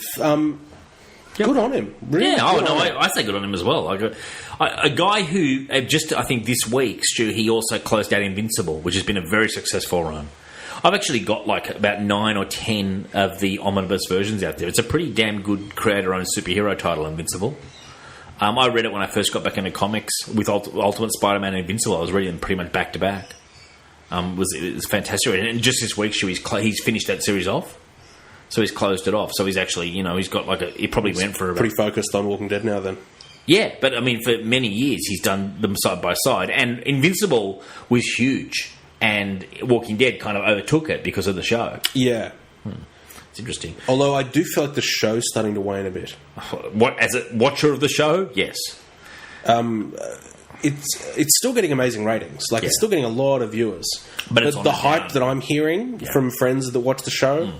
Like, I dropped off halfway through the last season, like the season before. I don't blame you, man. It treads water a lot, and so do his comics. He's not afraid of a treading water issue as well. Like, Robert Kirkman at times will tread water like you won't believe for 2 or 3 issues. Yeah. So, I don't know. I feel like he probably needs to focus a bit on this to pump it up again, because it's slowed right down. A lot of people I know are kind of on the fence about whether they keep watching it. Well, Michelle and I discarded Fear the Walking Dead, which was terrible. I got through the first 4 or 5 episodes of that and gave up. I thought Fear the Walking Dead had potential to be really interesting, and it's become really not interesting. Yeah. I would say it's one of the worst shows I've seen in the last 5 years. You know how there's a lot of good TV these days? This is a reminder that there's also bad TV. It's almost got no plot. I will always try something for 3 hours. Sure. So if it's like a cheesy... Sexual as well, Stu? Are you adventurous in that manner? Yeah, 3 hours is my minimum, yeah. 3 hours. 3 minutes, ladies, is mine. I'm a lot older than Stu. Forget about 3 hours. If it's like a cheesy sitcom, 6 episodes. Okay. So you're quite generous. They're 20, 30-minute episodes, so you give them 5 or 6 to get into a groove. Mm-hmm. If it's a decent show and you've got an hour episode, you give them 3 episodes. Yep. and they just didn't do it. Fear the Walking Dead was terrible. We battled through, because of the Walking Dead tagline, we battled through maybe 3 seasons, but we were struggling. 3 seasons? Oh, yeah, we had it on. I didn't even know they were in 3 seasons. Oh, yeah, they're up. Wow. Yeah, it's not entertaining either. See, I'll give them a couple, because generally speaking, the first few episodes is not the tone of the show. Well, Walking Dead, famously, its first season is reasonably strong, but its second season is very weak, and then it picked up a lot because they had no money for Walking Dead. Yeah. Season 2, famously, they had no money. Frank Darabont left over it, and then they used all their money in the finale of Season 2. It's got a very good finale. It's weird how some shows just sneak under the radar for a while and then just explode. Yeah. I know that, like, Parks and Rec, which was an incredibly successful show, the first season's not good. All the characters are weird. Very uneven, yeah. And then all of a sudden, it picks up massively. Oh, it's so good when it picks up. I watched when I was sick at one point. The last time I had flu, I think I watched like 3 seasons in about 2 days. It's such a good show. It's such a good show. What's his name again? What's the lead guy? I love him so much. Frozen yogurt guy. Frozen yogurt guy? They got the guy from Parks and Rec. Where he's like, frozen yogurt, be ice cream, will be nothing. Ron Swanson. Ron Swanson? Yeah, he's a genius. I like that you call him frozen yogurt guy. I think he's great. Now, Stu, we've got some more news on the hunt for Wolverine. This, like, frustratingly, like, long fucking version of Wolverine getting back to the universe. There's going to be 5 spin-off titles, Stu. Are you going to read all 5? Based in 5 different genres. Jesus Christ. Even I, who was calling Wolverine, I'm like, this feels like a bit much. Although you've tagged this news item with, this is exciting. I was excited when I originally wrote it, but 4 days after I wrote that, I'm now reasonably less excited. 5 series is a lot for D-Fin to have to wade through just to get to Wolverine. What I want is Wolverine issue 1, Stu. That's actually what I want. The hunt for Wolverine fucking issue 1. Yeah. I don't know what it is, but what I don't want it to be is like all of Wolverine's entourage fucking around in 5 different titles before he turns up at the very end. I want Wolverine to be in those stories. If that's the situation, good. You know, they've got all their top creative talent, what's left of it anyway, are all over the titles. So some people were excited on the Serious Issues page. I'm reserving the right to, you know, if you recall, I got very excited about the Wolverine search a few weeks ago. Yeah, before you realised what it was. Before I realised it was just him turning up late to events. Yeah, and it's like a single image of him. Yeah, just like, oh, missed him. Oh, missed Cap. Oh, missed Spidey. Missed everybody. Yeah. Yeah. Chris Claremont returns for X-Men, the wedding special. He's writing a backup, Stu. Apparently he's paid $1 million a year. Sort of like just payments from Marvel. Even though he's not really writing any titles, he's just paid a stipend of $1 million a year. Actually, considering he built the X-Men franchise, I don't mind that. You know, why not? I imagine things like royalties and stuff he's raking in quite a bit. I'd be getting royalties, yeah. Definitely. Yeah. Look, he's been an amazing creator for a very long time. Exactly. And, you know, he wrote them for 18 years or something. Yeah. Anyway, are you excited for this wedding special of Kitty Pryde and Colossus, Stu? Have you set the date? No, I didn't realise it was coming this quickly in May. Well, it was going to be June. They sent out Save the Date. They actually sent out Save the Date stuff to press for June and then changed the date to May, which is actually very rude. It's actually in quite the no-no. Oh, yeah. We need to get Jennifer Lopez, the wedding planner, in here. We've said this before on the show. It's just a poor imitation of Batman and Selena. Yes, I agree. They picked a couple. They're like, what couple have we got that's not Spider-Man and Batman and Catwoman are getting married. Let's just get out a wedding issue of our own. They should have done Peter and Mary Jane. That would have been about the equivalent. If they'd remarried Peter and Mary Jane, that would probably have been the equivalent. That would have... Because Kitty Pryde and Colossus means a lot to X-Men fans, but I don't think it has the punch of Batman and Catwoman. What do you think about my comments, Stu? Yeah, you'd need... Like, Batman is their number one. You'd need Marvel's number one to get married. But what about Spidey? Yeah, Spidey meaning... Close. Yeah. Spidey and Marvel... I don't think that's big enough, though. I don't think it's quite big enough, but... They've been married before. It's not new. I'm saying at least it's in the team photo. I'm not saying it's as big as Batman. Yeah. Yeah. I don't know. If you want to go big, you'd go like... Who? Galactus or someone. Yeah. Galactus marrying the Silver Surfer. There you go. A gay marriage. And you'd also get the gay marriage part as well. And, you know, interracial marriage as well. They're not the same species. Yeah, we're thinking outside the box here. Yeah. God, yeah. Well, anyway, look, Corey brought this to my attention, Stu. The new Black Panther comic is going to be focusing on dealing with toxic masculinity. What does that even mean, Stu? This sounds so bad. See, I feel like this is just more corporate talk. And I don't know what that means. Focusing on dealing with toxic see, the masculinity. movie did that, but if they said it like this in the trailer, no one would have gone to see it. That's a good point, actually. But you go to the movie and there's like strong female black characters everywhere, and it's incredible to watch. And dealing with like men behaving badly, sort of thing. Basically, and they write it down like but this. Who would write that? And it sounds terrible. That sounds awful. Like, we'll have to see, man. I mean, Ta-Nehisi Coates, I believe, is still writing it, so fingers crossed, I guess. You're the Black Panther fan over there. Are you reading Black Panther and Ta-Nehisi Coates? Shoot. I'm not currently, no. I mean, how are you living with yourself? How are you looking at yourself in the mirror? You're his biggest fan, it seems like, you know. I've been reading a lot of Thor recently, actually. Okay. Well, good. Good for you. Yeah. Stuart's Weekly Comics! Firstly, Stu, we're going to wrap through these pretty quickly. Dark Knight's Rising, The Wild Hunt, Issue 1. This was one of my favourite single-issue comics in the last year. I'm giving it 9 out of 10. It's a continuation of the Dark Knight's Metal event. What did you think, Stu? I felt it took a while to get anywhere. Started off in a weird place. Sure. With the apes. Oh, yeah, the Chimp, one of Grant Morrison's favourite characters, yeah. Going to the Fountain of Youth or whatever the version was. Yeah.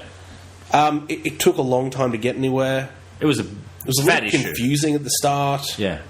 And then all of a sudden it starts clicking and it starts gathering steam and it makes sense. Mm-hmm. It ends really cool. Didn't start great. I thought Grant Morrison coming on to what's been at times a confused event helped. I do think Scott Snyder's kind of let this story go a little bit. Yeah, they did sort of start clarifying things towards the end of the issue. Look, I'll say... For me, it's only a 7 out of 10. As a whole, the second, say, 2/3 really worked. The first third wasn't great. I would say this as well. I think Snyder's been doing a kind of Morrison on this take, and I don't think he's been as clear. I think Grant Morrison coming back on this helped. You know? I mean, he's only got a very tangential relationship to this. I think he's been brought in by DC, you know, to get his name. He always sells more books. Final Crisis is very much his wheelhouse. Will you buy that as like a collection? I'm still thinking I will when it all gets collected. Where are you on it? I feel like this Dark Knight's story is going to be better when it's collected because you can just flip back and forth. You can read the whole thing in one hit. Yeah. Did you notice this was the first time that we saw a lot of the evil Batmans really starting to question as well? You saw like the Aquaman Batwoman or whatever she is. They were starting to sort of question if they were doing the right thing, which is the first time we've sort of seen that.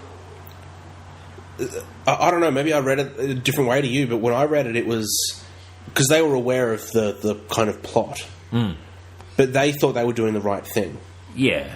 And they kind of questioned whether they were the good guys in this story. Yes, I thought that was the first time they've done that.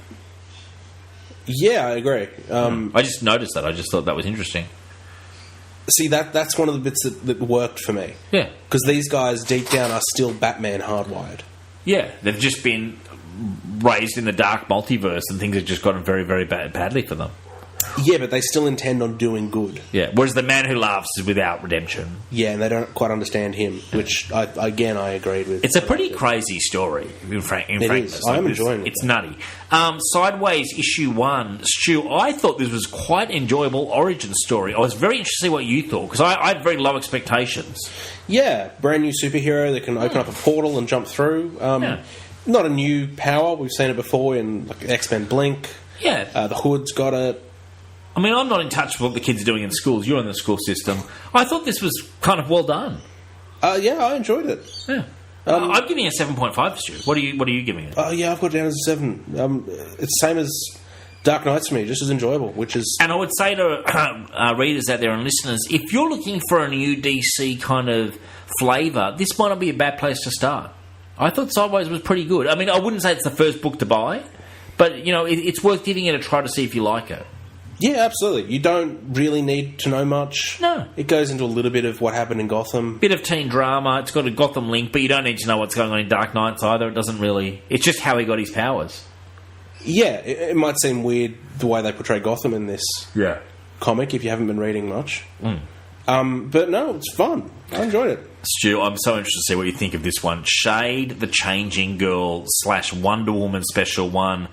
I mean, I found this confusing, somewhat interesting, and also quite boring. I was really struggling to know what was going on in this story, Stu. Yeah, I got about 3/4 of the way through and just went, this is making no sense. Oh, it was very odd. And I gave up. I didn't finish it. This is out of Gerard Way's from My Chemical Romance. This is his Young Animal line. And it's called Milk Wars, which is a big event that's going through it. It's all very cool, too cool for school.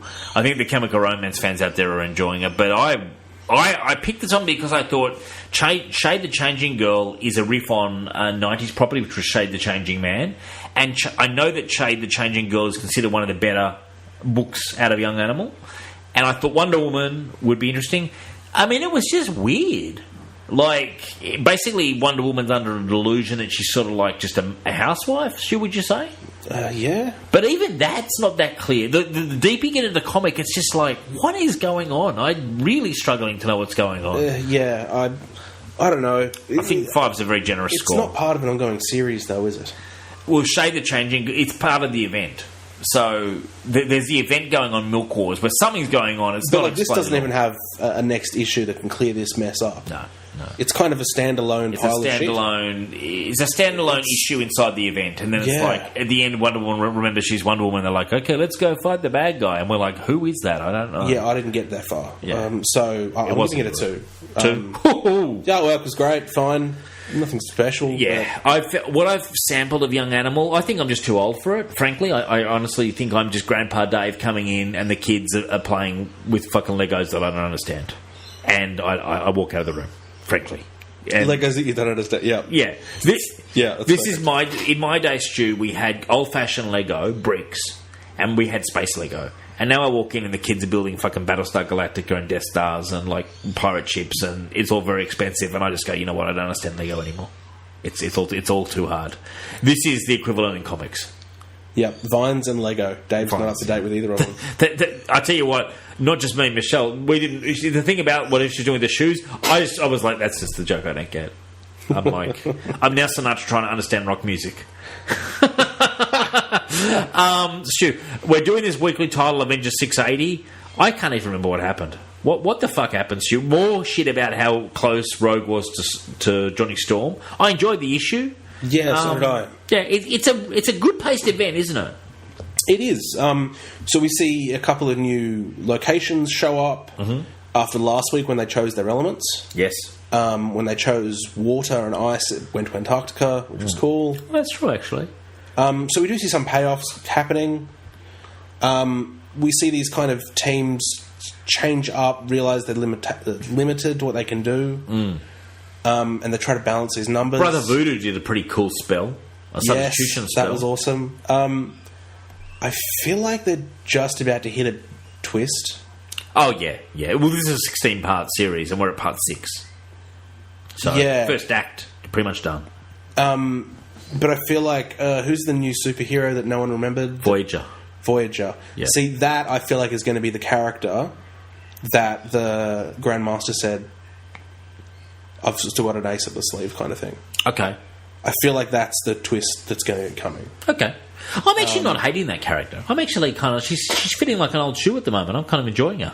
Yeah. Weird limitations at times. Yeah. She'll come up with, I don't have enough power to do that. I've got to take a half hour off. Yeah, I've got to wait for an hour. Very specific, wasn't it? A half hour. I was thinking, yeah. Okay. Right. So that's what I'm kind of leaning to. I think she's a villain.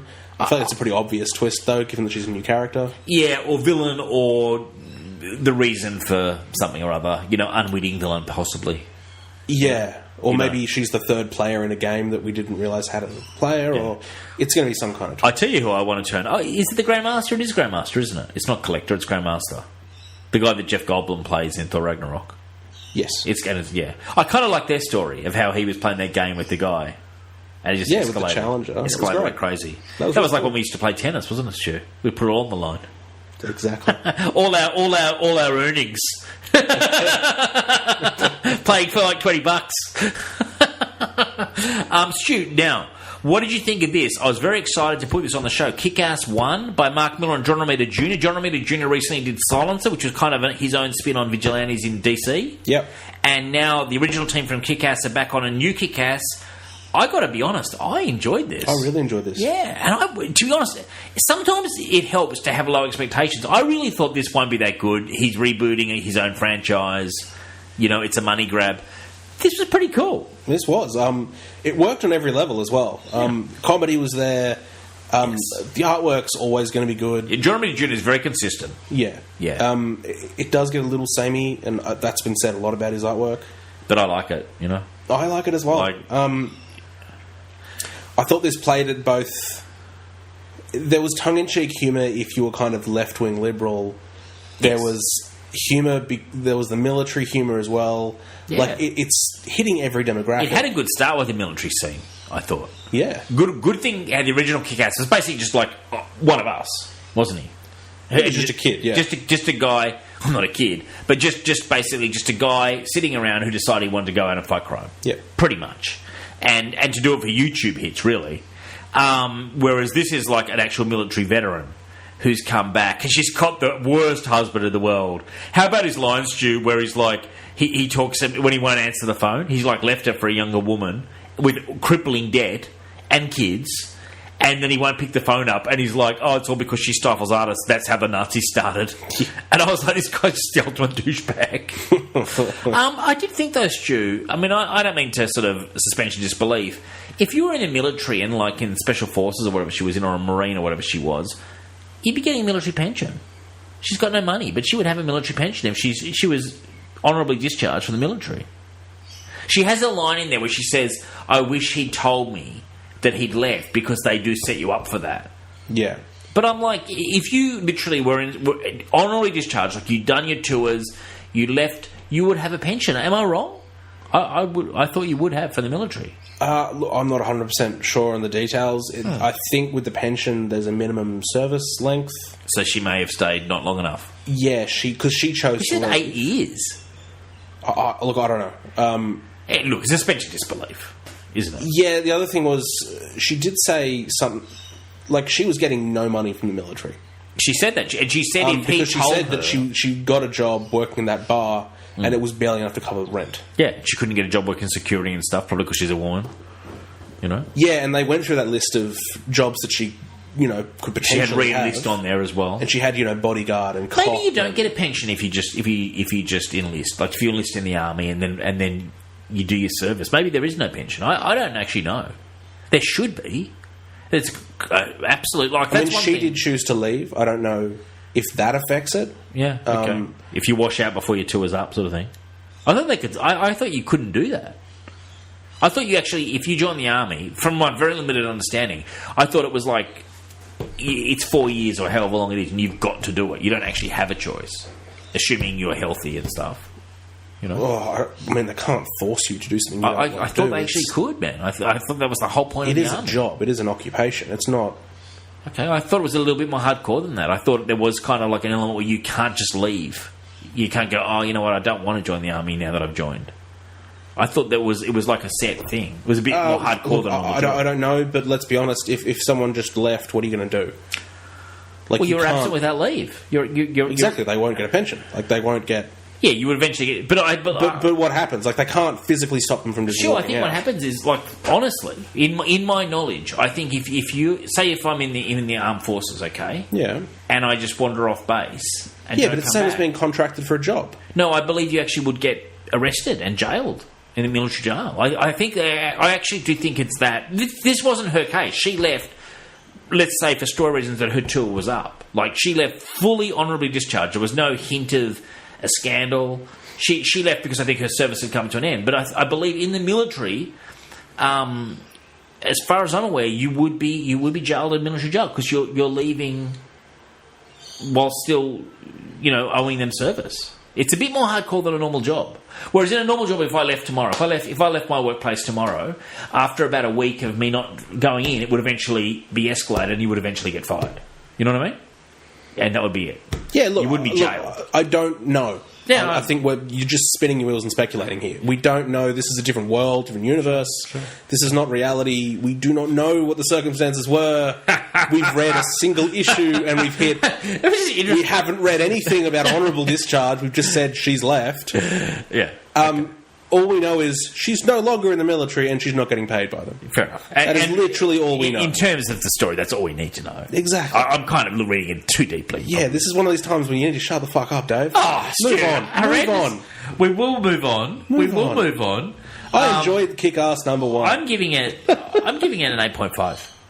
I'm giving it an 8. I really enjoyed it. Okay. This is my favourite comic this week. Yeah, I'm looking through the comics this week and I would agree with you. I'm going to continue reading, actually, both this and Silencer. I really enjoyed John Romero's take on Silencer for DC as part of that new project, and I really enjoyed this. And I've always enjoyed Kick-Ass. Were you a fan of the original Kick-Ass? I haven't read much. I watched the movie, but... The first 2 series are pretty damn good of Kick-Ass, yeah. That's all I've read. I haven't read Kick-Ass 3. But if you like Mark Millar and John Romero Jr., the first 2 are pretty cool. They're a bit darker than the movie. You know, it goes in a few more... It goes in a few more un-PC directions. It's a little bit more hard-boiled than the movie, but it's the same basic kind of thing. Yeah. Okay, now, Stu, we are up to Deadpool Classic number 2, which was an absolute passion project for me. I mean, you're a Deadpool guy, aren't you, Stu? Yeah, look, this is one that you and I both had copies of sitting at home already. Look at this, Stu. The old omnibus up there. The massive Bible. And then I've got the Deadpool Classic as well. You've got it twice. Yeah, because I was reading some of this on the train, and I've also got it digitally. And let me tell you, reading through the Joe Kill omnibus is one of my pleasures in life. I haven't actually cracked it open until for now. On the show, I've been waiting for an opportunity to read it. And I was sitting in that chair where you asked you at night. Like, Michelle's like, you coming to bed yet? I'm like, just not quite yet. Now, Stu, I will let you kind of spin your wheels here, but this is basically... I researched it. 33 issues Joe Kelly did with a couple of specials of Deadpool. This started in 1997. It basically set up the Deadpool that we know today. He'd been around in limited series beforehand. But, you know, this is really what built him into the character that Ryan Reynolds read and was inspired to do for the movie. And this was considered the landmark Deadpool run until very recently with, like, Daniel Way and Jerry Duggan have sort of now ascended close to that level. Yeah. This one covered 1 to 8 and also the Deadpool Daredevil special and a -1 issue as well. Now, Stu, for me, I've got some copious notes here, but I thought this was the art by Ed McGuinness, gorgeous. Just gorgeous. And razor-sharp humour as well. I think it's the trademarks of the series. Yeah, I'm more familiar with a more modern Deadpool. Sure. So, for me, the comedy felt a little muted when I started. Mm-hmm. It took me a couple of issues to get into the vibe. Very sarcastic Deadpool in this one. Yeah, but less slapstick and outlandish humour. Yes, it's more... Current Deadpool's wackier, way wackier than this. He's more cartoony. The first issue in and you get Taskmaster as the villain. I love that. Love it. He's one of the most underutilised villains of the Marvel universe. With one of the greatest power sets. Yeah, I know. I love using him. Yeah. If I was writing a title, I'd have him in it, like, as a recurring villain. I think Taskmaster's brilliant. Yeah, why wouldn't you? Yeah. He's a great character. So I super enjoyed that as a kind of gateway into this book. And he's also a bit fun. Oh, yeah. Yeah, you know, like, he's a bit... Not wacky, but he's a bit nutty himself. Yeah. Like he's running his school and stuff. Like, it's all a bit crazy. Yeah, it's the perfect little setup. Running from that until, like, the Kilbrew story, which ran over, 4 issues, I think? Yes, Dr. Kilbrew was, like, the original doctor on the Weapon X project that created Deadpool. His powers originally. Yeah. And you kind of had a few issues there where he was involved in the story about him getting Hulk's blood, which was funny. Yeah, Did you enjoy the art? I did. What's really struck me, though, was this was the first time I'd properly read... Like, I'd read this book before. Sure. But this is the first place that I'd seen Deadpool kind of worried and insecure about what had happened with his Weapon X program. Joe Kelly writes a very human Deadpool. At times he goes into some darkness, doesn't he, Stu? Really? Yeah. And you see Deadpool struggling with kind of the past and the violence and how he was created... with some beautiful close-ups of art when he's doing that as well. Like, I love that art so much. And would you agree with me? There's a slightly darker vibe in Joe Kelly's writing, which was actually quite common for Deadpool early on. He's kind of been sanitised a bit these days, and it's a different style of humour. It's similar, but Joe Kelly's one, he's full-on sarcastic, isn't he, Stu? And he's kind of quite self-depreciating as well. Yeah, absolutely. Yeah, he's a bit down on himself, but he's also just... a bit. I like how he has no filter. Like, he just keeps on, like... He sort of says whatever pops into his brain. Also, Stu, did you like the stuff with... I always like the stuff with his girlfriend from the X-Mansion, Siren. Who never gets played now, but, like, back then, she's a big love interest, isn't she? Oh, yeah. And she's around for pretty much for what? How many issues was she around for? At least 3. At least 3. More than that. Maybe 4. The entire Kilbury run, she was there. Yeah, and she's basically... And she was in the first issue as well. Good point. Yeah, and she is pretty much like... This is Deadpool going from what was very much an anti-hero / mercenary villain into a very slight redemptive arc. And they're positioning him as a hero, and it pays into the latest story of Joe Kelly. But did you like that, Stu, that you're very consciously seeing Deadpool start to turn away from just being a flat-out sort of almost bad guy? Yeah, exactly. You see quite a bit of his interactions with, like, Weasel and T-Ray. Yeah, T-Ray's a real piece of work. I know, I enjoyed that. How about when T-Ray blows his face off?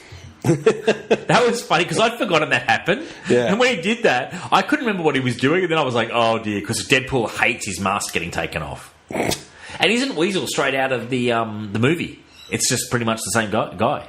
Yeah, this feels like TJ Miller's... Yeah. kind of muse here, doesn't it? Definitely. This version of Weasel.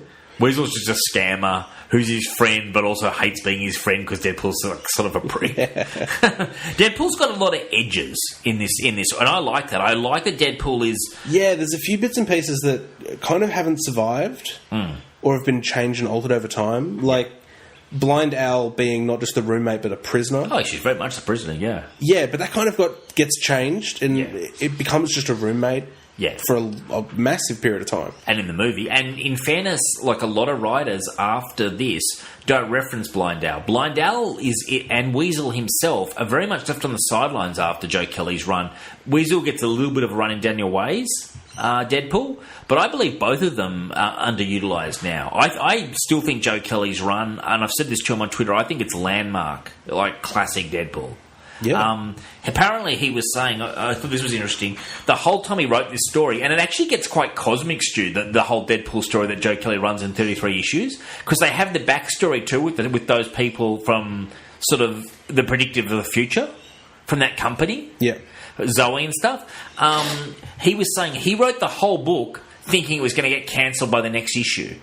And that actually inspired him. They just kept hitting for the fences because they were like, we're going to get cancelled anyway. And they lasted for 33 issues, and then it survived beyond him. It was a sort of a success despite itself. Like, no one at Marvel believed in it, but he was having the time of his life writing it. And apparently, I saw an interview with him. He was just saying he had such creative freedom because it was like a title that no one gave a chance to. Yeah. And it's amazing. It then spawns like this huge movie franchise, and it's in all the trades, and it's considered an absolute classic now. And at the time, it was considered like an absolute indulgence. Yeah, and it shows that they're clearly having a lot of fun with these characters. They bring in the Deadpool right towards the last third, I suppose. You see Daredevil show up. Oh yeah, in that little special with Typhoid Mary. Yes. Typhoid Mary. That was like the first issue she's in. Yeah, that was brilliant, and it's so on PC. Isn't it? Like, this is one thing you could get away with in the 90s. Like, Joe Kelly writes some pretty un-PC jokes. And Typhoid Mary is basically just like a massive, like, multiple personality, just schizoid nightmare, like, big enemy of Daredevils. But I enjoyed the intro where there's multiple contracts out to... Yeah. One's to save her and the other one's to kill her. And him and Weasel take both. Yeah. Break her out of prison just to kill her. And then Deadpool completely falls for it, doesn't he? Yeah, but he doesn't realise that there's 3 different people in that head. No. And he keeps talking to Mary as if like the nice Mary's still there, and then she's dead. And it's just the crazy one because they actually wiped it away in the therapy, the nice one. Actually, it gets pretty dark in the annual, doesn't it, with the Deadpool Daredevil crossover? Yeah, the further you go, the darker Mary gets, especially. Yes. Like, Typhoid Mary gets darker as you go. She's flat out psycho. There's this weird romance kind of thing going on, though. Oh, Deadpool's attracted to a level of crazy. He just seems to appreciate, I think, her sexual availability as well. He does. Deadpool in this he does have a few really... I like his sharp edges, Stu, to be honest. Like, I'd forgotten how much I enjoyed Deadpool having such a sharp edge. Like, he's very much his own man. And even with Weasel, like, he's not a very good friend at all. Like, they've really softened Deadpool out for the modern audience. Probably for greater appeal, but it is interesting to go back to this, isn't it? Oh, yeah. I mean, there's a line here, Stu, where I've got it here. Basically, when he's going into the hospital and there's a mental patient who's just been cured, and Deadpool's got his holographic projector on, so he's like a doctor or something, and then he turns around to the guy, turns off the projector and goes, boo, as Deadpool, and sends the guy back into like a fit. And there's like a little caption there, like 10 years of therapy Yeah, on. yeah. And then... the other one that I loved was the guy who had an irrational fear of women. Yes. And then Deadpool, like, wrecks the place, bringing Typhoid Mary out. And he just loses it completely. Because Typhoid Mary is just killing indiscriminately. There's a real who gives a fuck attitude to Deadpool. Like when and Weasel says when he does that trick on the guy, he's not laughing, wait, he's hemorrhaging, and then Deadpool goes, I'm laughing. Yeah. Deadpool really is in it for himself. He does have a good side, but it's really tucked underneath a very sarcastic, reflexive humour. I can see why this was a hit at the time. It's kind of ahead of its time because it's kind of aware of the cliches. Like, at one point they go, do you know what you've let loose with Typhoid Mary? Goes, another tough chick to a very crowded market.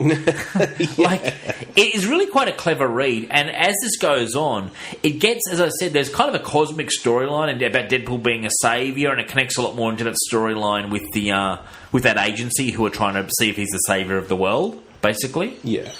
Which is interesting as well. And you can really tell that Joe Kelly by the end was just going, I will write whatever I like. I'll go as crazy or as big as I want, because what's the worst that can happen? The title stops. Yeah. You know, like really. You know, and instead he got a landmark run. Now, Stu, something I wanted to pay particular attention to see what you thought is the -1 issue, the origin issue, which had Copycat in it, who's played by Monica Baccarin. Is that her name in Deadpool? Yeah, Morena Baccarin. Now, did you enjoy that issue? Because that's one of my favourites. I really like the origin story behind it all. It's kind of a back-in-time story. Yeah, it's not my favourite Deadpool origin. No. I think that's been done better since. I like that Stan Lee introduced it. Like, Stan Lee's like, hey, true believers.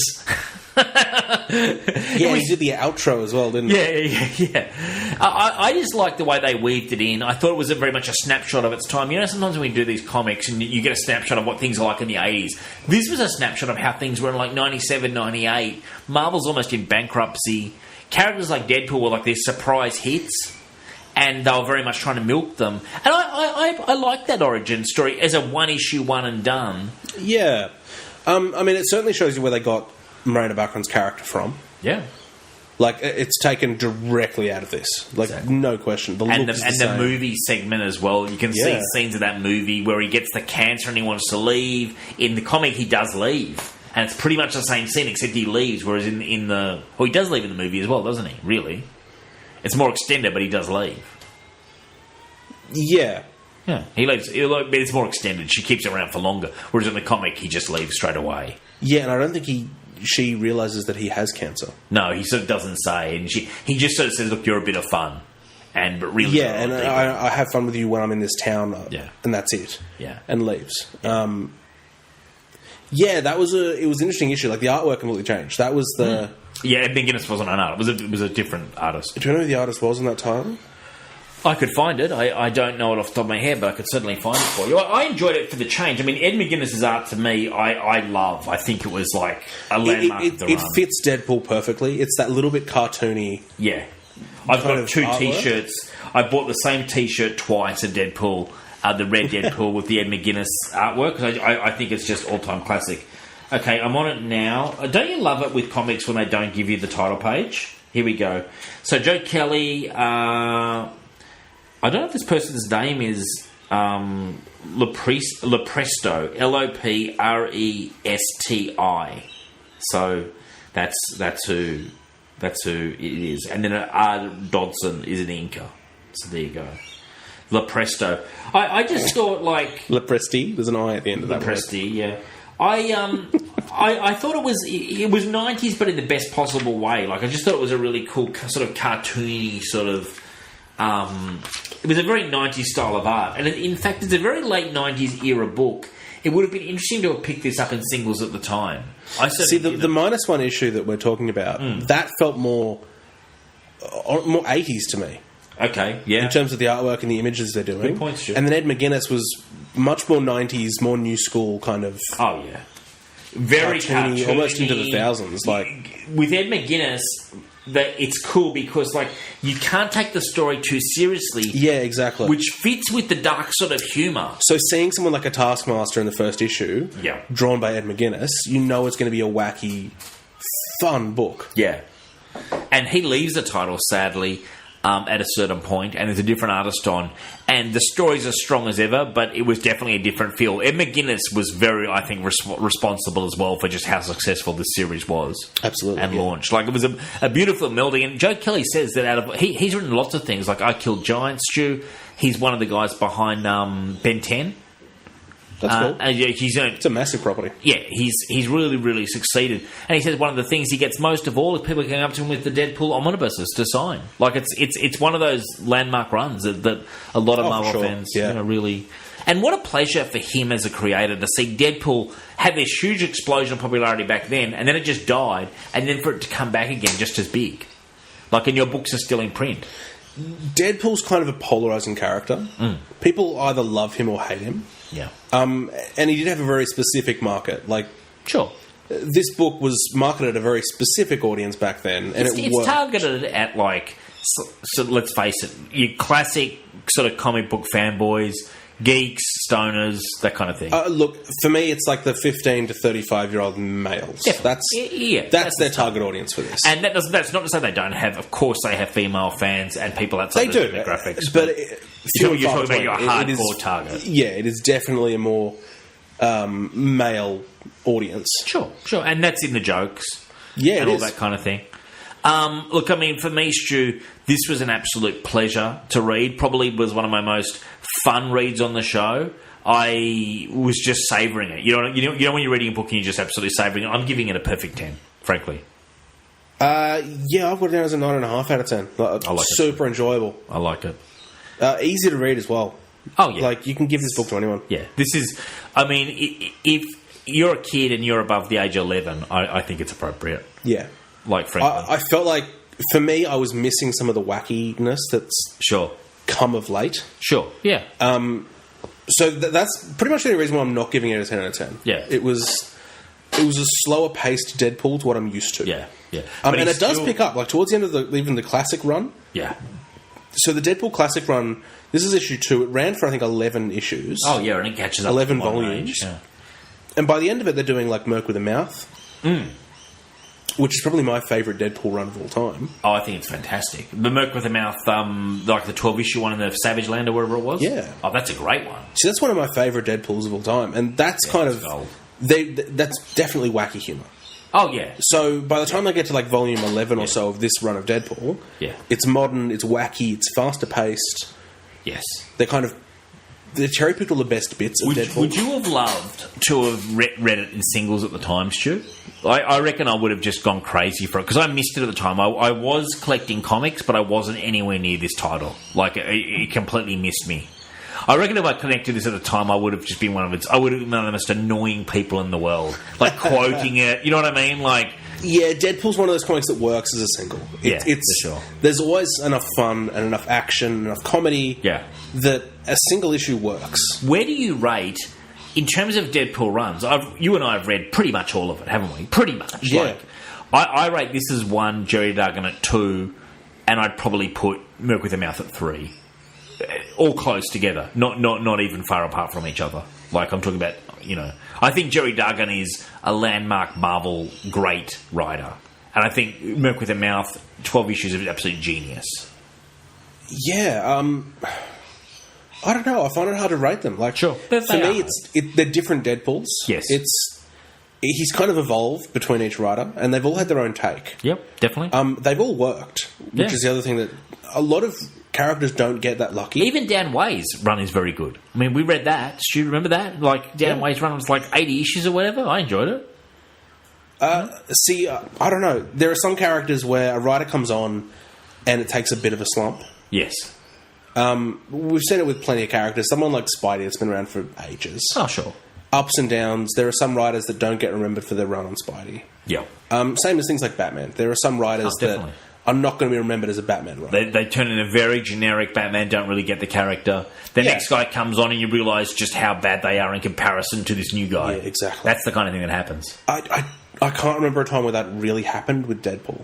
No, Deadpool faded in popularity after Joe Kelly. They had Christopher Priest, and it sort of died by inches. You know what I mean? But I just struggled on. But it was good. Like, Gus Simone had a great Deadpool run. See, I felt like it wasn't so much that Priest didn't have a good Deadpool run, it was that the times changed. Yeah. No, I agree. And he also wasn't Joe Kelly, so it was a different style of humour. Yeah, exactly. You know. But it wasn't a bad run. No, it's fine. Like you can read that run and still enjoy it. Dude, he had a very, very tough gig. He came in after a landmark guy who was considered really, really good, and he came in with a slightly different take. And readers, can you imagine Deadpool readers? Some of the most... Yeah, but it was someone that like reimagined that series. It's like following Chris Claremont on X-Men. Exactly. Nobody wants to have that job. Yeah, no, you don't. You want someone to come in, do that job, and then you replace them. Yeah, exactly. Yeah, no, it's one following of those Chuck Dixon on Batman. It's a thankless task. It's a tough You don't want that job. Look, we are hardcore Deadpool fans. We will do another classic issue. We'll also do Milk with a Mouth Stew at some point as well, because I know that was a big one for both of us. Yeah, for sure. I would say that would be our next Deadpool we'll do. I've probably given about 4,000 recommendations to read Jerry Duggan's Deadpool as well, so if you're not doing that, my brainwashing isn't working. Now, Stu, we're turning to suggestions because this is episode 49 and next episode is 50. We're 50 years of age, Stu. And that's our first birthday as well. This is the first birthday for us. First birthday. We've been doing this for 12 months. We haven't killed each other or anyone else. No, definitely not. Really raised voices, Stu. And I'm usually wrong. Stu just we're both normally wrong. That's I forgot to mention Corrections Corner, Stu. Remember Adam Crouch? You started a new segment. Corrections Corner. And I actually stood up for you, Stu. Let's take us back to before we get into this, last episode, I think, was it last episode or recently? We did a Batman issue 40, and there was some speculation on the show whether the guy who was coming from another dimension was coming back the gentleman was coming back for his wife or daughter. I said it was his wife only because I remembered him going on about marriage a lot. And you said it was his daughter, and Stu, frankly, convinced me. Because I remembered a graduation. You remembered a graduation, but it turns out that was a graduation from like cop school, or she was graduating to detective, and it was his wife. And I've got to say, Adam Crouch, man, came and hit you hard. Probably one of the sickest burns of this show. I actually stood up for you, Stu. He said, for a guy who likes to tell you that you don't read a lot, you can sure get a lot of stuff wrong. Yeah. Stu, that was a hard blow, and then he proceeded to, you were wrong. I mean, any comments, Stu, to Adam? I mean, come on. Oh, just a friendly fuck off, Adam. Yeah, I think everyone makes mistakes. Everyone makes mistakes. Go fuck yourself, Adam. I make mistakes. Keep listening to the show. We love you. We love you, Keep Adam. commenting. In fact, Adam's now coming up with some suggestions for issue 50. So yeah, he's had a lot of good stuff. All's fair and a lot of good war, stuff. A lot of shit stuff. But Adam, same as us. And Adam, occasionally, every now and then, even Dave makes a mistake. So we should have occasionally, yeah. It's very rare. It's very rare. You'd have to go back to at least the last 40 minutes. There was a whole spiel where I sort of defended you, but at the end of it I said, the end point is, Stu was wrong. So, anyway, we're now turning to episode 50, and we're talking about what issues we wanted to do, and people had a stack of suggestions, Stu. Which is fantastic, because we put out a few ideas that we'd had. Yeah. There's a bunch of support on the Facebook, bunch of support on discussion groups. Adam, Drew Geraci, Corey, everyone had lots of suggestions. I've actually noted them down, and we are going to be doing them over the next 50. We've got lots of ideas. We will get to pretty much all of this. We will get to all of them, Stu. I mean, is there anything we want? How about me, Stu? One of my predictions was Unbelievable Gwenpool. I think I wrote that in some... I mean, I like Unbelievable Gwenpool, but that's not issue 50 stuff, is it? See, for me, this is our first birthday. This is a big issue. And, Stu, do you want to do the reveal of what we're doing? Because we've done a whole... We've been locked in a conference. We've gone back and forth on this, Stu. We did we had a few front runners. Front roll, yeah. Walking Dead, first one. That was a front runner. Yes, that was. Your suggestion from last week, which was my suggestion before the show, which Dave then stole for the show. What was that? Craven's Last Hunt. Oh, yeah. Yes. Spidey. Yes. I stole that, did I? Yeah, just subtly, but you did.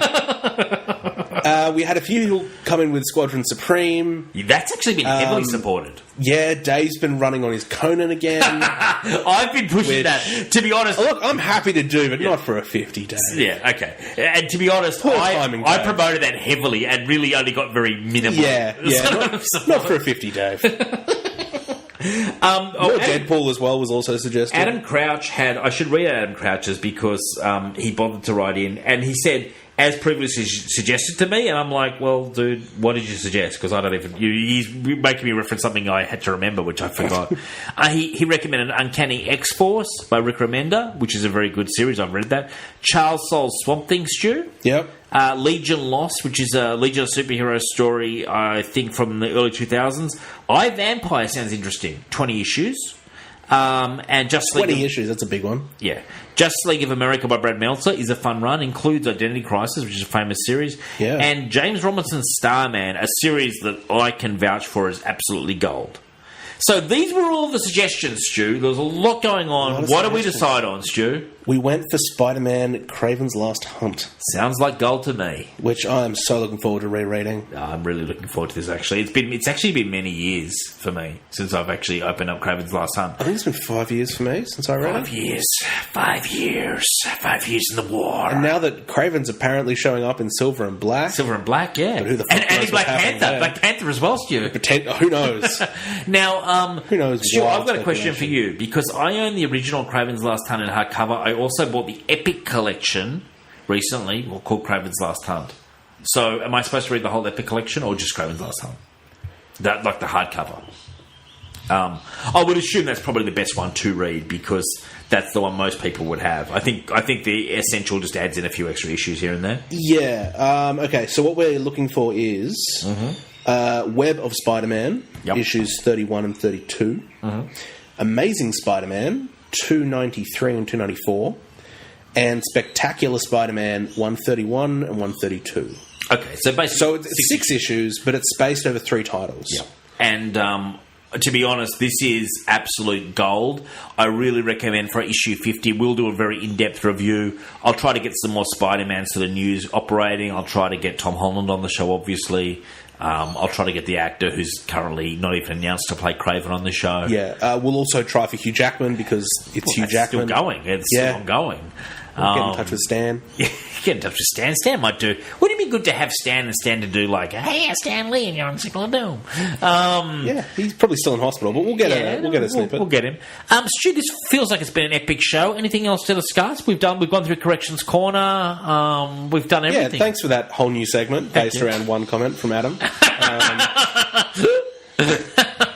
It's going to be a very one-sided column. I can tell you that right now. I have to sort of bring it up. I have to go through it all. Yeah. I mean, we had Friar Tuck as well. Shout out to Friar Tuck. If you made it through 3 hours, good luck. He definitely hasn't made it through this far. I think he made it through about 30 If you seconds. have, fuck off right now. Yeah, exactly. Fuck off right now. Jump off a fucking log in Sherwood Forest. Look, hit us up on Facebook, on Twitter, YouTube, anywhere you can find us. I like that you mentioned the YouTube page, Stu, because coming up later this weekend, I'm doing another series on Punisher, and it's going to be on the back-to-school specials from the 90s. I love this, because the more Punisher you do on YouTube, the less Punisher we have to do on the show. And I also have another announcement as well. Coming up early this week, Dane Lamont from Punisher Body Count is coming on, and we're going to do a discussion of Punisher, Ghost Rider, Wolverine, Hearts of Darkness. Dane runs Punisher Body Count, probably the preeminent Punisher podcast, and a big friend of mine in the show, and looking forward to having him on, so that'll come up later this week. We're going to record that on Monday, my time in Australia, Sunday night in the States.